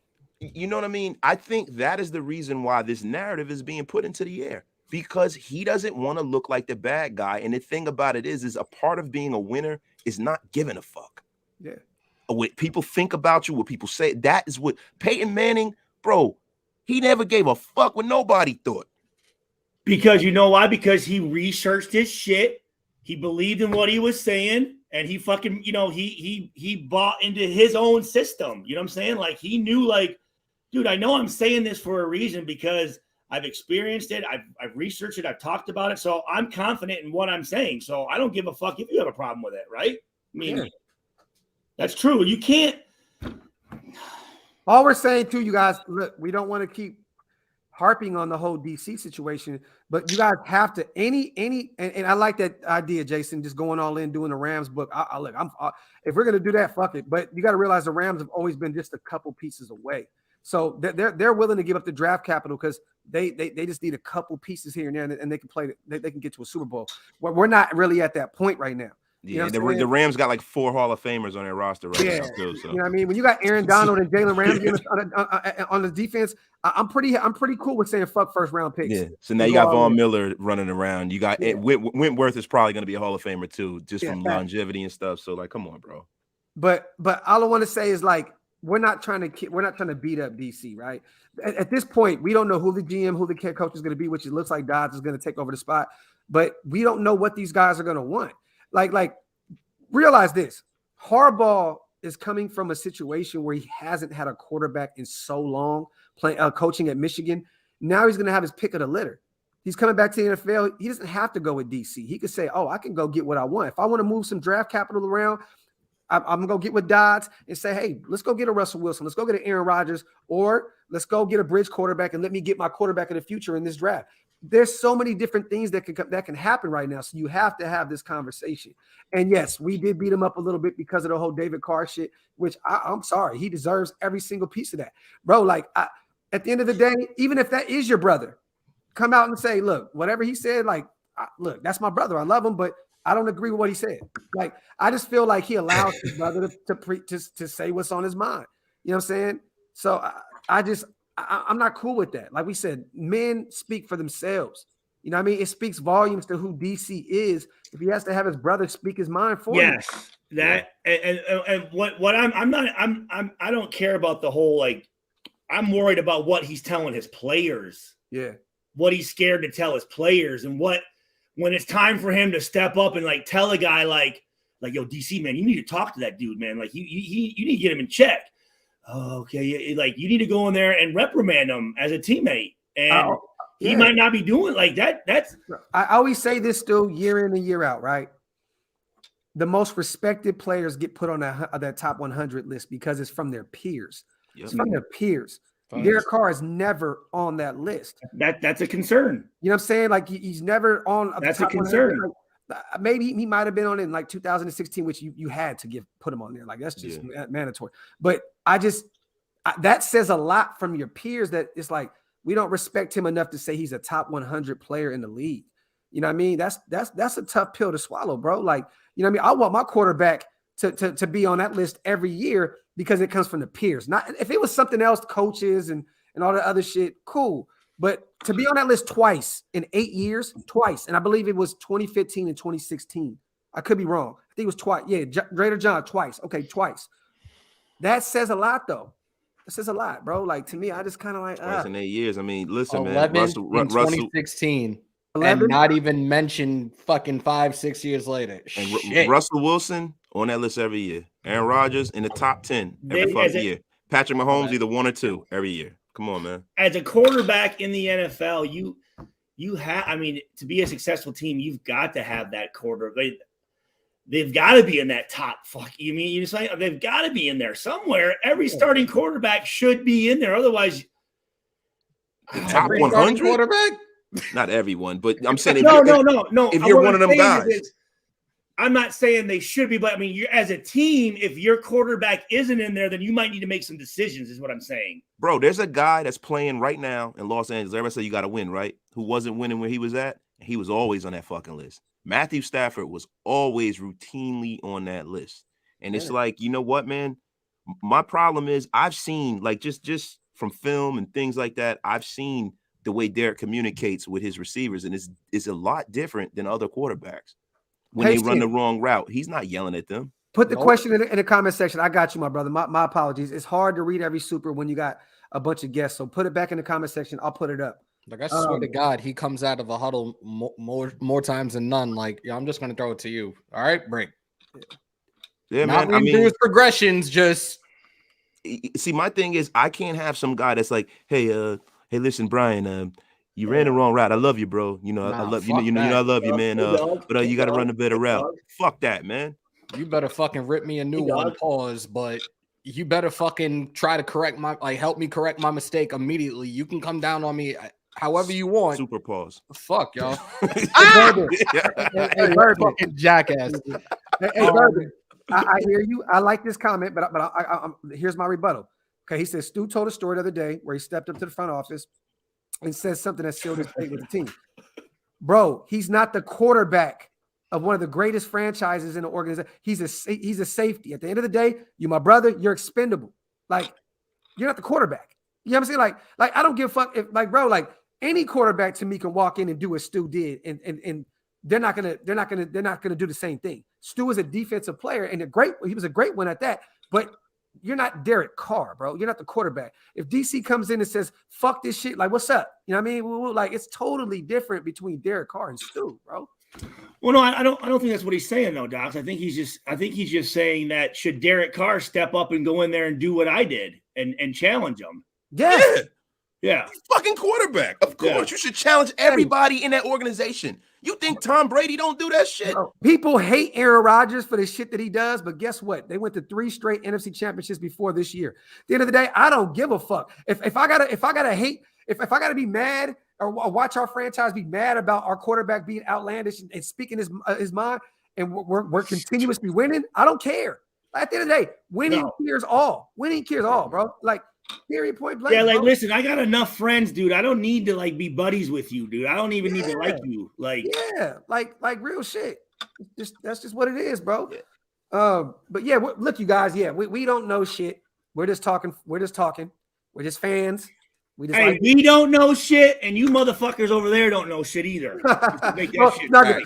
This motherfucker said y'all act like y'all in the locker room. Well, I can tell you one thing. One guy, right here in the bottom, locker room. One guy in the bottom has actually been in the locker room, and Wasted played football. I played football. Hammer played football. I know we didn't play at that level, but we've all been there. And like, sports is sports, man. If you've been in the locker room, you've been in all of them. You know how this shit goes. Like, if there's talk amongst men, and to me, like I said, that comes back to that top 100 list. You know what I mean? It's just like, come on, bro. 15 minutes ago, you said, hold on, let me see. There's just let me things with men, right? What I meant about the every organization should have a guy at that quarterback position that should be considered one of the top 100 players. Is what I meant. Hey, that's what you're striving for. That's what you're striving for. Yeah, that's what I meant. Yeah, you're showing your true colors right now, man. Because we talk about Derek Carr. What's funny is, shout out to Modular, because it's my guy. We always talk cool people. but you're showing your true colors right now, brother, because it's funny how when we start talking about DC, a lot of y'all whole moves start changing and shit. We're talking about having a team become better, right? At the end of the day, wait. If Derek Carr goes in there, yes, I did say a few minutes ago, who are you to demand anything? But okay. Right, like, who are you to demand anything? Okay. Yes, but who are you mostly to demand something through your brother, right? Like, if Derek Carr is beating the table behind the scenes and running up to Mark Davis, I respect that. But if you're in public and you're saying, "Oh, I need my team to be better around me," woo, woo, woo, bro, like, who are you? If you're doing it behind the scenes, bro, and you're running into like owner, like, I need certain pieces to make this shit work, I respect it. But bro, like, for you to come out and do shit like this, that's just corny to me, bro. It's corny, bro. Like, you know what that is? That's some soft sucker shit, bro. Yeah. And for me, yo, we can say as fans, yo, you've done nothing. You can't fucking demand anything, right? But he should have the balls to do that. Yeah. No, he should have the balls, bro. Like, be a fucking man. And this has nothing to do with professional football. Let's just be for real. Being a man is being a man no matter where you are. That shit travels. Yep. Being real travels. You can feel it. Listen, we haven't all connected in person, right? But yo, the thing that I felt from Docs through the screen is that, yo, that's a real motherfucker right there. I like this dude. I gotta support his channel. I'm not no dick rider or nothing like that, bro. I'm a real dude. I'm like, yo, I like this fucking guy, bro. Yeah. You can feel that. Hammer's a real dude. Stu, you a real dude, bro. I can feel, just because we all get vibes, that Carr is a pussy. Well, I'm sorry, man. I know this. I know this. I know if Breeze were to come up to somebody on the defensive side of the ball, like, there was no disrespect in that. Like, you respected, like, he was coming over because he had some good shit to say and he wants us to win, and like, we respected that. Or I guarantee you, Peyton Manning going over and talking to like Cato June or fucking Marlon Jackson and those guys, I guarantee you, they're not thinking it's a negative thing. That's what the great ones do. You know what I'm saying? Like come on, that's guys. The sheriff. That's the sheriff. Like, how many times has Peyton Manning, they go to send the punter, he's fucking waving them off. Let me get the fuck out of here. We going for it. I don't give a fuck what the coach is talking about. Like, come on, bro. What are we doing with it? Nobody called you a sucker or none of that. Nobody. Yo, if it don't apply, let it fly, right? Nobody talking to you. Majula, we're talking about a football player right now. We're not talking about you, brother. And bro, like, it's shit like this, but DC will beat your ass though. Like, bro, like, what? Hey, maybe he will. DC will. maybe he will. You know what I'm saying? Listen, but nobody on this panel challenged DC to a fucking battle. Like, you know, how big is DC? And real quick too, MJ, how do you know? Not like every one of us know judo in this motherfucker. Bro, like, what's fucking with? Listen, I boxed diamond and silver gloves since I was a little kid. I'm not no little guy, and like, my shit sharp. So, you know what I'm saying? Like, let's throw it out there. My shit is real sharp. Hey, do like me. Hey, I'm fucking around. Tell him to meet me in the parking lot. Meet him in the parking lot. I'm with all that negative shit. We can do that too. Hey, we're fucking with you, brother. I ain't fucking with him, yo. I'm a real dude wasted. Hey, I like this too. Like, Gabe, for me, DC's that guy, but I respect your opinions. Bro, I'm not taking away anything that you guys believe in as well. This is like I said this a million times before. It always is great for all of us to disagree on shit, because then we can have something to talk about. You know what I mean? If we're all in here like DC is ass and everybody agrees, then it's like, okay, then what are we going to talk about for the next hour? Like, you know what I mean? Like, or DC's the greatest quarterback in the world. Then what? Where do we go from there? Aurora brings up a point over here. That top 100, I thought you said it's voted on by the players. It is. Okay, so Aurora, that's not the same as the voting for the Pro Bowl. The voting is 30-30-30. What coaches, players, and media and fans are probably even less than fucking. And DC has the same amount, pretty much the same amount. He has 3 Pro Bowls, and he had 2 or 3 appearances on that top 100. When you have the players pick the best players, that is the realest list that any of us could ever look at. Yeah. That's the realest list, because the players are the ones that know who's a bitch, who's not doing what they're supposed to be doing. Coaches are somewhat, but coaches wear rose-colored glasses, and then obviously fans and media. That's just not even. It shouldn't even be counted. But because it's fanatics, right? It's just, yeah, I mean, and I'm not saying like even myself right now, I shouldn't be able to vote for a Pro Bowl. I'm not in there. You know what I'm saying? Yeah. I'm not. Yeah. I'm just going off of what, whatever emotions, but I just want to win. And that's always been the thing. And to see, DC, like I said, we got to the playoffs this year under all those circumstances. To be honest, I think everything had to be low key perfect in order. Thanks, Michael. To even get to that point, right? I think everything kind of just felt like we played against a bunch of backup quarterbacks. You know what I mean? Like everybody forget that COVID just attacked a bunch of teams in front of us. We had our licks as well, but everything kind of fell into place for us to fall into the playoffs. You know what I mean? But what happened? He riding off the joke the other day, said salute Ron Harper. That Doc's killed me the other day. Yeah, I mean, Stu was like Ron Harper. hey, Reese, facts. The mama mentality. Kobe said, "Get me some pieces, or I'm gone." Yo, but you know what? For us making the playoffs, it was like gematria. The stars had to align, the wind had to blow the right way, the right person had to get hurt. We had to play against this, that, the third, and it's like, yo, it had to be Thursday and all this bullshit, man. Come on, bro. Hey, real quick, this is fucking hilarious. Real quick, shout out to my brother Rob. I appreciate you on the donation, King, and that's facts. What's best for business is winning. Shout out to Raider John. He said, laugh out loud. Y'all like, we're not here to disrespect Carr. We're just speaking facts. 10 minutes later, Carr pussy. You know what's funny, though? The worst. Yo, I blame y'all. Yo, DJ Khaled, relax. Yo, I see you. Are you the best? Relax. The worst thing someone can start a sentence Another off one. Is, hey, bro, I'm not trying to offend you. Like, okay, there's going to be some foul ass shit right now. Dude. I'm not trying to offend you, but eat a dick. Yo, for real. I'm just trying to, I'm surprised. Hey, respectfully, suck my dick. I'm surprised we haven't seen the Olsen's trash yet. I'm waiting for those to start. Oh, no, you missed them. You missed them. They were here before you got here. Hey, everybody was blaming DC's red zone woes and that last pass on Greg Olsen. That was but yeah, you missed that part, Stu. That was definitely, I'm just waiting for it. Yeah, you definitely sucks. Yeah, for real. With all due respect, suck my dick. Shout out to AD. Richie B bullies DC. That should say a lot when it comes to what's get caught on fourth down. I want DC to speak up. That shit is fucking my bad, AD. I'm not trying to butcher your super. John came with a haymaker, bro. That shit was hilarious, bro. Hilarious, we're not trying to disrespect Derek Carr, man. No, Bourbon. No, you have to.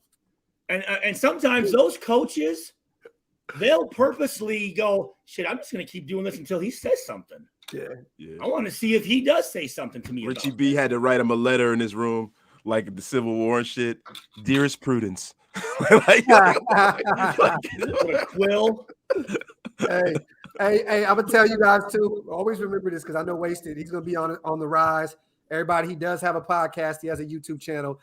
When you speak about Derek Carr and then you go look at your subs, you always lose subscribers, bro. If you're gonna come on here and just really be honest, in which I don't give a fuck, you're going to look at your sub count and be like, damn, bro, did I just lose 10 fucking subscribers? Did I lose 15, 20 subscribers? No, it happens. Okay. I had to look for a sec because I last night everybody tried to bring up Carr and all these other quarterbacks, and I was only on for 45 minutes. I said we are not having this fucking conversation tonight, and if you do, you're getting put in timeout. I think I'm good though. Nah, bro, I'm gonna be honest with you. And it's cool. They can whatever. I'm just about whatever it is. I'm gonna speak the truth. That's how I've always been, right? So I just want to fucking win, bro. I want to win, and I want a sustained like culture, bro. I don't want it to be like 2016 and we sneak in the playoffs and then he gets hurt and then we just go in this fucking bender for 5 years, bro. I want to win. Yeah. And now I think is the time. Is nobody that's there that we're like, all right, yo, we got to keep this guy. We got to keep that guy. This guy has this kind of. You have to say this though. We didn't sneak in on 2016. We were 12-4, and we would have been 13-3 if DC didn't get hurt and played that last game against Denver. I think we were a game out of the first seed. We were like a game away from the first seed. I didn't mean us as a team sneaking in. I'm talking about the culture. Like we came out of nowhere. Got you. Yeah. The culture. Like it wasn't an established kind of like you know what I mean? It's like, wow, Hey, the Raiders put are doing Pyro good Man this year. on. Put Pyro Man 1, 2, 3 in there. Sorry, wasted. I'm over here. I hope you don't. I'm laughing at some of this stuff. I'm listening to you. I'm laughing. No, it's funny. That's what I was doing, bro. Hey, hold on. That's the AC respectfully. DC shot is wide, hit his ceiling. We want rings. We need to beast that quarterback. AC, talk that shit. Pyro, the legend says it. If you say Derek Carr 3 times, your YouTube money starts to dry up. Oh man. No, here's the one thing I would say. The one thing that I think people get messed up with is when they flip flop. As long as you stay consistent, in what you like, what your belief is, and kind of who your guys are and what your system is, I think that's how you earn respect. Hey, am I flip flopping? I mean, I got Derek Carr socks on. He's happy as hell to be on those I got Derek Carr socks on. Two kick-ass calves you got. Bro, I seen people. Yes, look. Jack Bauer, thank you. Got him. Olsen is trash. He was waiting for that one. Yo, don't Greg Olsen look like a snitch on a buddy cop movie? No, he's like a bad guy in a Steven Seagal movie. Yeah, word, right? I'm gonna get Greg Olsen on here. He's gonna cuss every one of you motherfuckers out. I can't wait for that shit. Call him. That shit is hilarious, bro. Chris said ugly sock day. Oh, I'm glad he cut his hair though. I am glad he cut his hair. Yeah. He was looking like homie from what looking Home Alone. Yeah, Home Alone. Yeah, Marv and shit. Yo. He was like the Joe Pesci going. The water bandit, dude. Yeah, the wet bandit. It's sticky. Oh shit! And I like the AD. I'll never say I love DC, and he's that guy, but I'll never love DC. But I'll never love DC as our QB. Yeah, so but there's nothing wrong with saying I like the guy. I'm just not in love with the guy. I got love for him. Yeah, you know what I mean? In like, love with him. I just feel like I love the man, but I hate the sin. You know? Fuck. Real shit. But I just it's been so long where I just feel like I want a quarterback that we don't have to question, right? Year in and year out, we're like these motherfuckers. But we got our guy. Like we have our guy. You know what I'm saying? And every year it's the same shit. Around this time, it's like, damn, what's gonna happen now? Especially with DC's 1 year left on his deal, and you know, there's no guaranteed money left. We could save $19.7 million off the books. Then you have to start looking at shit like, whoa, like that's a lot of money. That's a lot of definitely ain't franchise tagging them. Fuck that. No, but bro, you have to look at it like I've seen teams that assemble great defenses, get some wide receivers, get a running game and an O-line, and they save the money on the quarterback, and they still get into the playoffs every year in and year out. Like, you know what I mean? Like, you don't always have to have, you really don't technically have to have a top of the line. Look at Jimmy G, even though he's getting overpaid. Look at the fucking Ravens in the early 2000s. They had a fucking defense. Who was their quarterback? Trent Dilfer. Fucking Super Bowl. Bro, every year was somebody different before Flacco got there, and they were still getting to the playoffs. Yeah. You know what I mean? Well, Aaron McNair was there. God rest his soul. I forgot Steve McNair was there. Damn, he did go there for, I think, a year. I forgot about that, bro. Yeah. But shit, look, yo, Ryan, it's not like Ryan Tannehill's some world beater. Nope. Ryan Tannehill is done a lot with I mean, they got a good roster and everything, but dude, we've seen fucking Ryan Fitzpatrick go to teams and damn they make the playoffs, man. So like for me, it's about building from the inside out. Make sure that you have difference makers in the middle, like the defensive line, the offensive line. Then you build out. Then you go and get you some talented linebackers. Then you get you some talented skill position players. Then you might want to go get that alpha X. Get you a couple of running backs that you can move in and out. And then, everything is pretty much laid out for you. So whether you have a superstar quarterback or a guy who's just on a cusp of being very good, you can at least compete for a Super Bowl. Hey, highlight Pacian. Hey, what happened? Highlight Pacian's comment. Hey, let me ask you this. Modular, because I seen you say something about, that it's only $20 million. Let me say this. Wade Phillips. Do you think that Derek Carr, as a businessman, right? Dak is getting paid, what, 50? 40 a year. 40 a year. Derek Carr is better than Dak Prescott. You think he's getting more than 40 mil? You got to set the market. That's how the NFL is. That's how it is. Do you think that DC is going to take a 10 million, 12, potentially 12 million, $13 million pay cut? These motherfuckers. At the end of the day, you can sound like you want to play for the Raiders and do this and do that. Hey, bro, like that's a lot of money to leave on the table, bro. Well, you go somewhere else, there's going to be money left on the table with taxes. Hey, let me ask you guys this. Was there, if it's presented to you, was there a player? I mean, I know when you think of intimidating, you think more of defensive players, but do you think there was a guy on our team, offense or defense, that the other team's like, shit, man, this motherfucker, I got to get my shit right? I didn't get that feeling either, right? Closest thing we have to it is Hunter Renfrow and Max Crosby. Waller as well. Yeah, but Waller might be the one guy. But those are three building blocks. You know what I mean, that we have right now. Is those, but not Waller this year, right?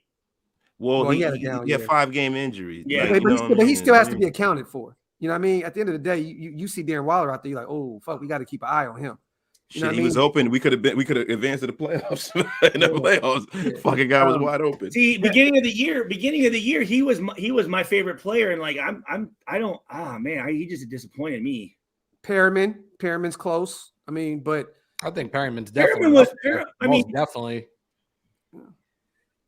Yeah, but at the end of the day, you're right though, Stu. Like you look at that roster, and like, even the right tackle, they're not going to be afraid of Max Crosby. And I love Max Crosby, but they're not going to say, "Oh my God, I'm about to play." Yeah, he just seems almost like an overachiever to me. Just like a guy. I mean, there's nothing wrong with that, but he's just a guy that's got a fucking nice motor, like a non-stop motor. He's like an effort guy, right? Effort guy. But it's not like he's just going out. I mean, nobody's going to get him confused for Myles Garrett. No, not at all. No, not the 94 or whatever. Dialing, leave it. Dialing high stakes, leave it. Yo, that was Stu's guy. AD trolling like a motherfucker. Hey, he was the only dude that hit me back, I think, on whatever. But then he's boys with Scout, right? Doesn't Scout him and Scout or yeah. Mm-hmm. Yeah. Black Raider WP. I appreciate you, my brother. Thank you for the. Here we go with ESPN's bullshit. Sean Payton's not going to be a coach, man. He's going to be coach or GM first for the Raiders. That's a stupid. Oh my God! You guys see that? You guys see that? We're probably going to lose. Did you see Scout's last post? What do you put up now? Fangio? Nah. Here, because Fangio went to the Ravens, right? Wait, what? I think Fangio went to the Ravens to go coach with John Harbaugh. I think he might have. I could be wrong. No. They got their defensive coordinator from Michigan. Yeah, McDonald. Yeah, Ronald. Was McDonald? Ron Miles might go to the Denver Broncos. What I can't see that. All I saw was Harbaugh losing because we were on the air, so I couldn't really read it. Our DB's coach, Ron Miles. Oh, Miles? Ron Miles? Denver. Yeah. Damn it. Yeah, he might be going over there. And he pretty much Scout was saying. I might tell Dobbs, man, hire me as an assistant DB coach, man. Let's go, dude. Shit, hey, let's go. Do that shit. Tickets. Hey, I want to be able to talk shit in the building. Still, go get Stu's fucking trash. Get that dude off the staff, dude. He's fucking garbage. Making all that money too. Sucks, dude. Dan Quinn staying with the Cowboys. Knew that was happening. Yeah, he's gonna stay there. He gonna take dude's job in the middle of the year. Damn. Hey, look at Debo. Hey, who can say this about Derek Carr? This is another thing that kind of plays into this. Debo says, crazy how y'all have so much to say about my quarterback. Check his win percentage. Okay, I'll wait. Pure winner. Isn't that what Rich Gannon told him to do? Yep. Well, Debo's talking about Jimmy G. So Ron Miles left. No, they're saying he may. I mean, look, we know the writing is on the wall with Gus. Because his son's here too. Yeah. If Gus Bradley's going to be on the way out. So I look, Jim Harbaugh, whoever the hell is going to come in, is going to bring their own DC with them. It is what it is. Let's speak on the next GM training towards Dodds. Yes, Jerry West. Dodds is the guy. Coming. They said he had a great 4.5 hour interview last night. Stu talked to him. Yeah. Stu was texting with him last night. And he just congratulated him, and he said that it seemed like a good interview. So he felt really good about it. I mean, he wants that job. I mean, that's the job that that's like what he's been waiting for. And for somebody to be turning down jobs left and right as a GM last year, the year before, this year, that tells you something. That speaks volumes as to he believes in this franchise. He wants to be a character. Yeah, fucking shows character that, you know what, I'm not just jumping at the first fucking shiny thing I see, dude. But he also has that. He also has that Raiders mentality. You know what I'm saying? Dude, I'm telling you, dude, he's a fucking hard ass, man. That little fucker, dude. He would always be in a pissy mood. I like that. He looks like the type of dude you do not want to fucking run into at a bar, like angry drunk, because he'll just knock your fucking lights out. The best birthday present tomorrow would be breaking news: Ed Dodd's new GM for the Raiders. Yep. Goddamn. Best fucking birthday present tomorrow. You've had like 18 birthdays, I swear to God, bro. 18. I told you my actual birthday is still not even here yet. Oh, so you one of them motherfuckers that celebrate all month? It's my birthday week. The birthday week. Bills pinned on their shirt. Bro, I didn't think I was gonna be able to do anything tomorrow because I thought it was gonna be a day with the family and shit. But we're getting a snowstorm, so I'm probably gonna be live tomorrow. Probably gonna do Fan Friday. Saturday I got Captain Jack. It's still my birthday too, then, man. Yeah, it is. I got Captain Jack, I got OG, and I got Violator coming on my live on Saturday evening. Yeah, it's official. Big Ben retires. That's new, right? Yo, did you see the filthy meme that they put up on Violator just inboxed me right now. That's what is it? What was it? Filthy memes put up a meme about Roethlisberger retiring to pursue sexual assault. I was like, that's it's fucked up. Yo, you remember that's in his pedigree. I mean, that's in his resume. They used to call him the Great Rape Ape. Oh my God, bro! What the fuck? Oh shit! Oh my God! Fucking Ben Roethlisberger. Ed Dodds is the GM. Bro, career. It has to be Jim Harbaugh. There's a reason why it's been so quiet on that front, bro. I'm telling you, like with him losing his defensive coordinator to Baltimore, I think the writing's on the wall, man. I would be shocked if it wasn't Jim Harbaugh. Put on Longy Raider. Let me see. It's telling him to scrap his emails though. Yeah, straight up. Don't come now, dude. Get rid of that clap phone. Pigeons. Yo, clap pigeons or something, motherfucker. For real, bro. Whispering people ears or something, bro. Please. No shit. No more emails, bro. For real. Damn. That go to show you Gruden's a boomer. You know what I'm saying? Come on, you don't. Anything Gruden was sending faxes to the motherfuckers.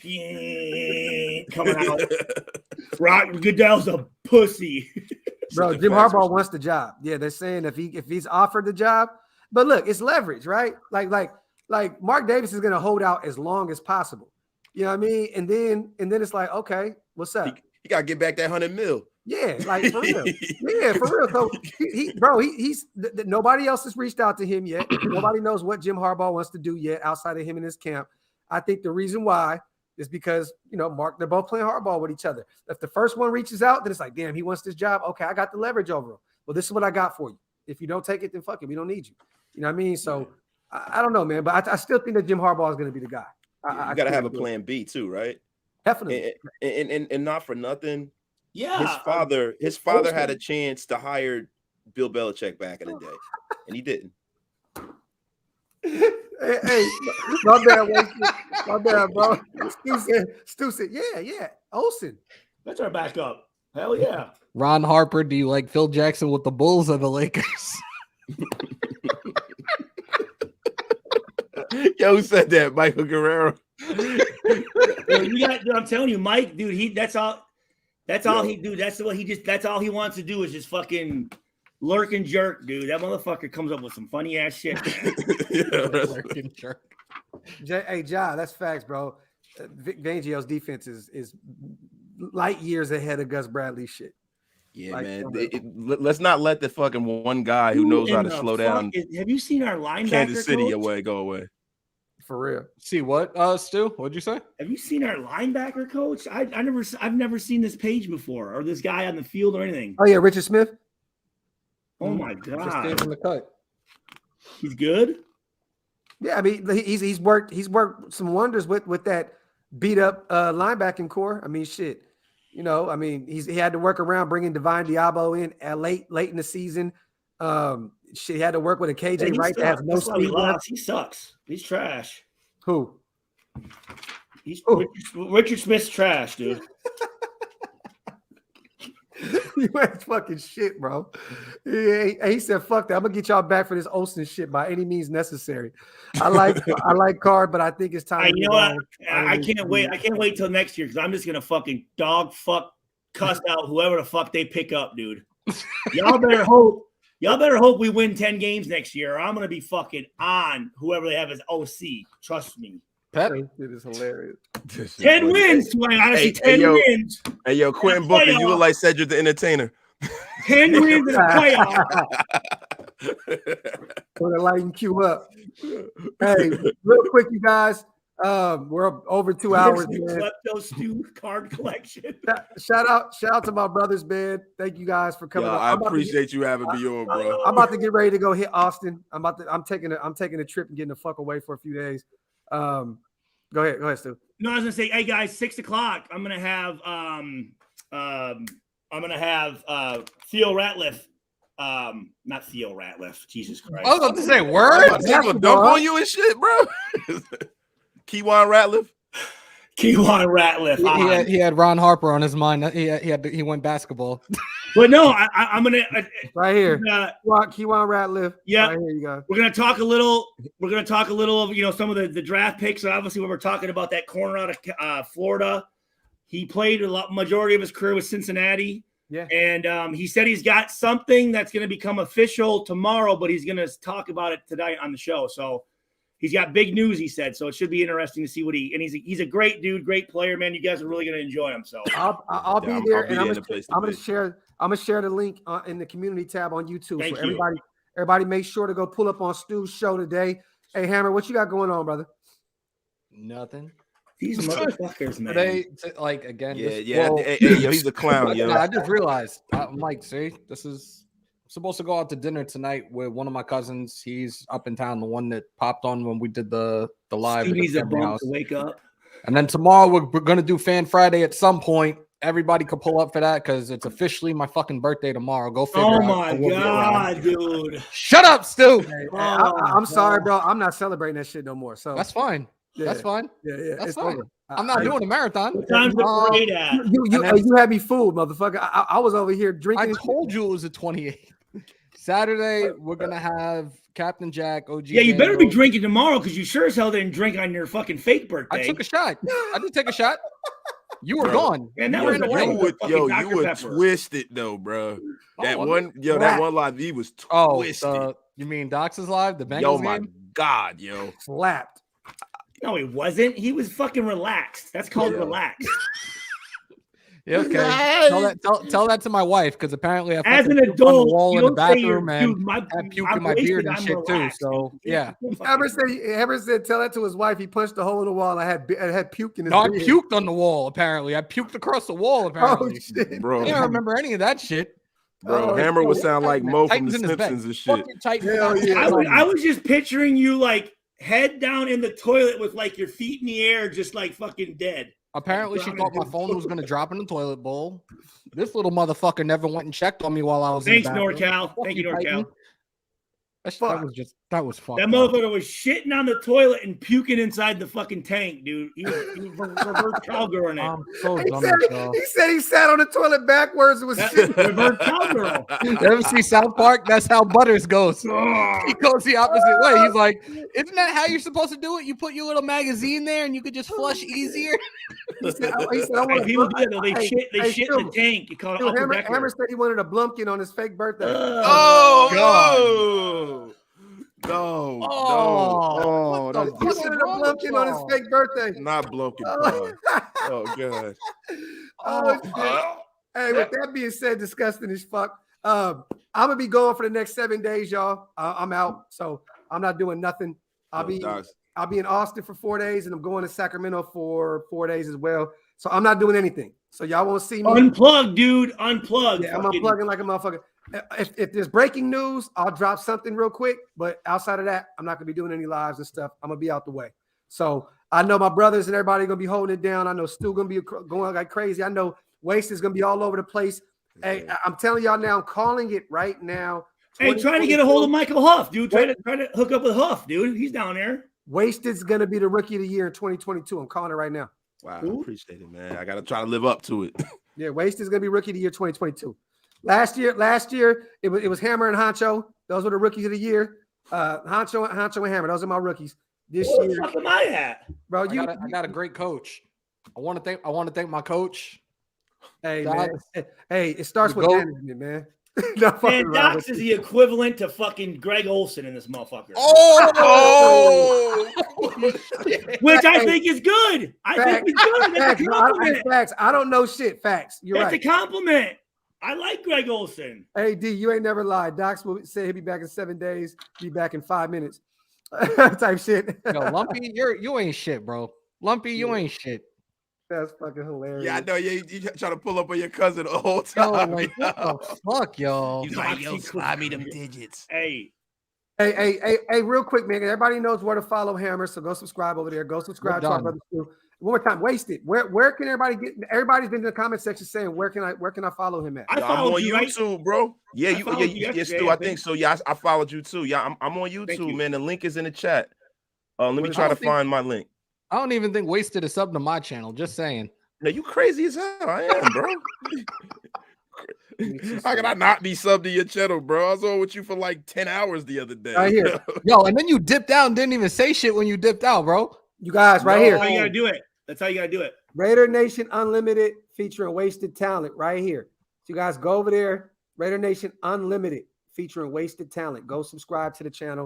If you guys want to follow our bro, he hasn't got anything up yet, but he'll be up. He'll be moving and groovy here soon. And make sure, bro, whenever you put a live Yes, together, I did say I love Greg Olson. I did. Yes, I've known him for 22 years. let us know when you're gonna do your first live. Wasted. We'll pull up over there with you and make sure that we do that with you. Oh, have Yeah, you not that's- done a live?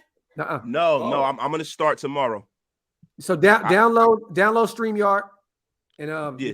you're good to go. I'm all good. I did my StreamYard. I'm ready. They gave me the approval to go live because I don't, I'm ready to roll. I just been putting my graphics and stuff in and doing all of that. And Samoan just subbed. Team Raider just Wow. subbed. AD just subbed. Balboa just subbed.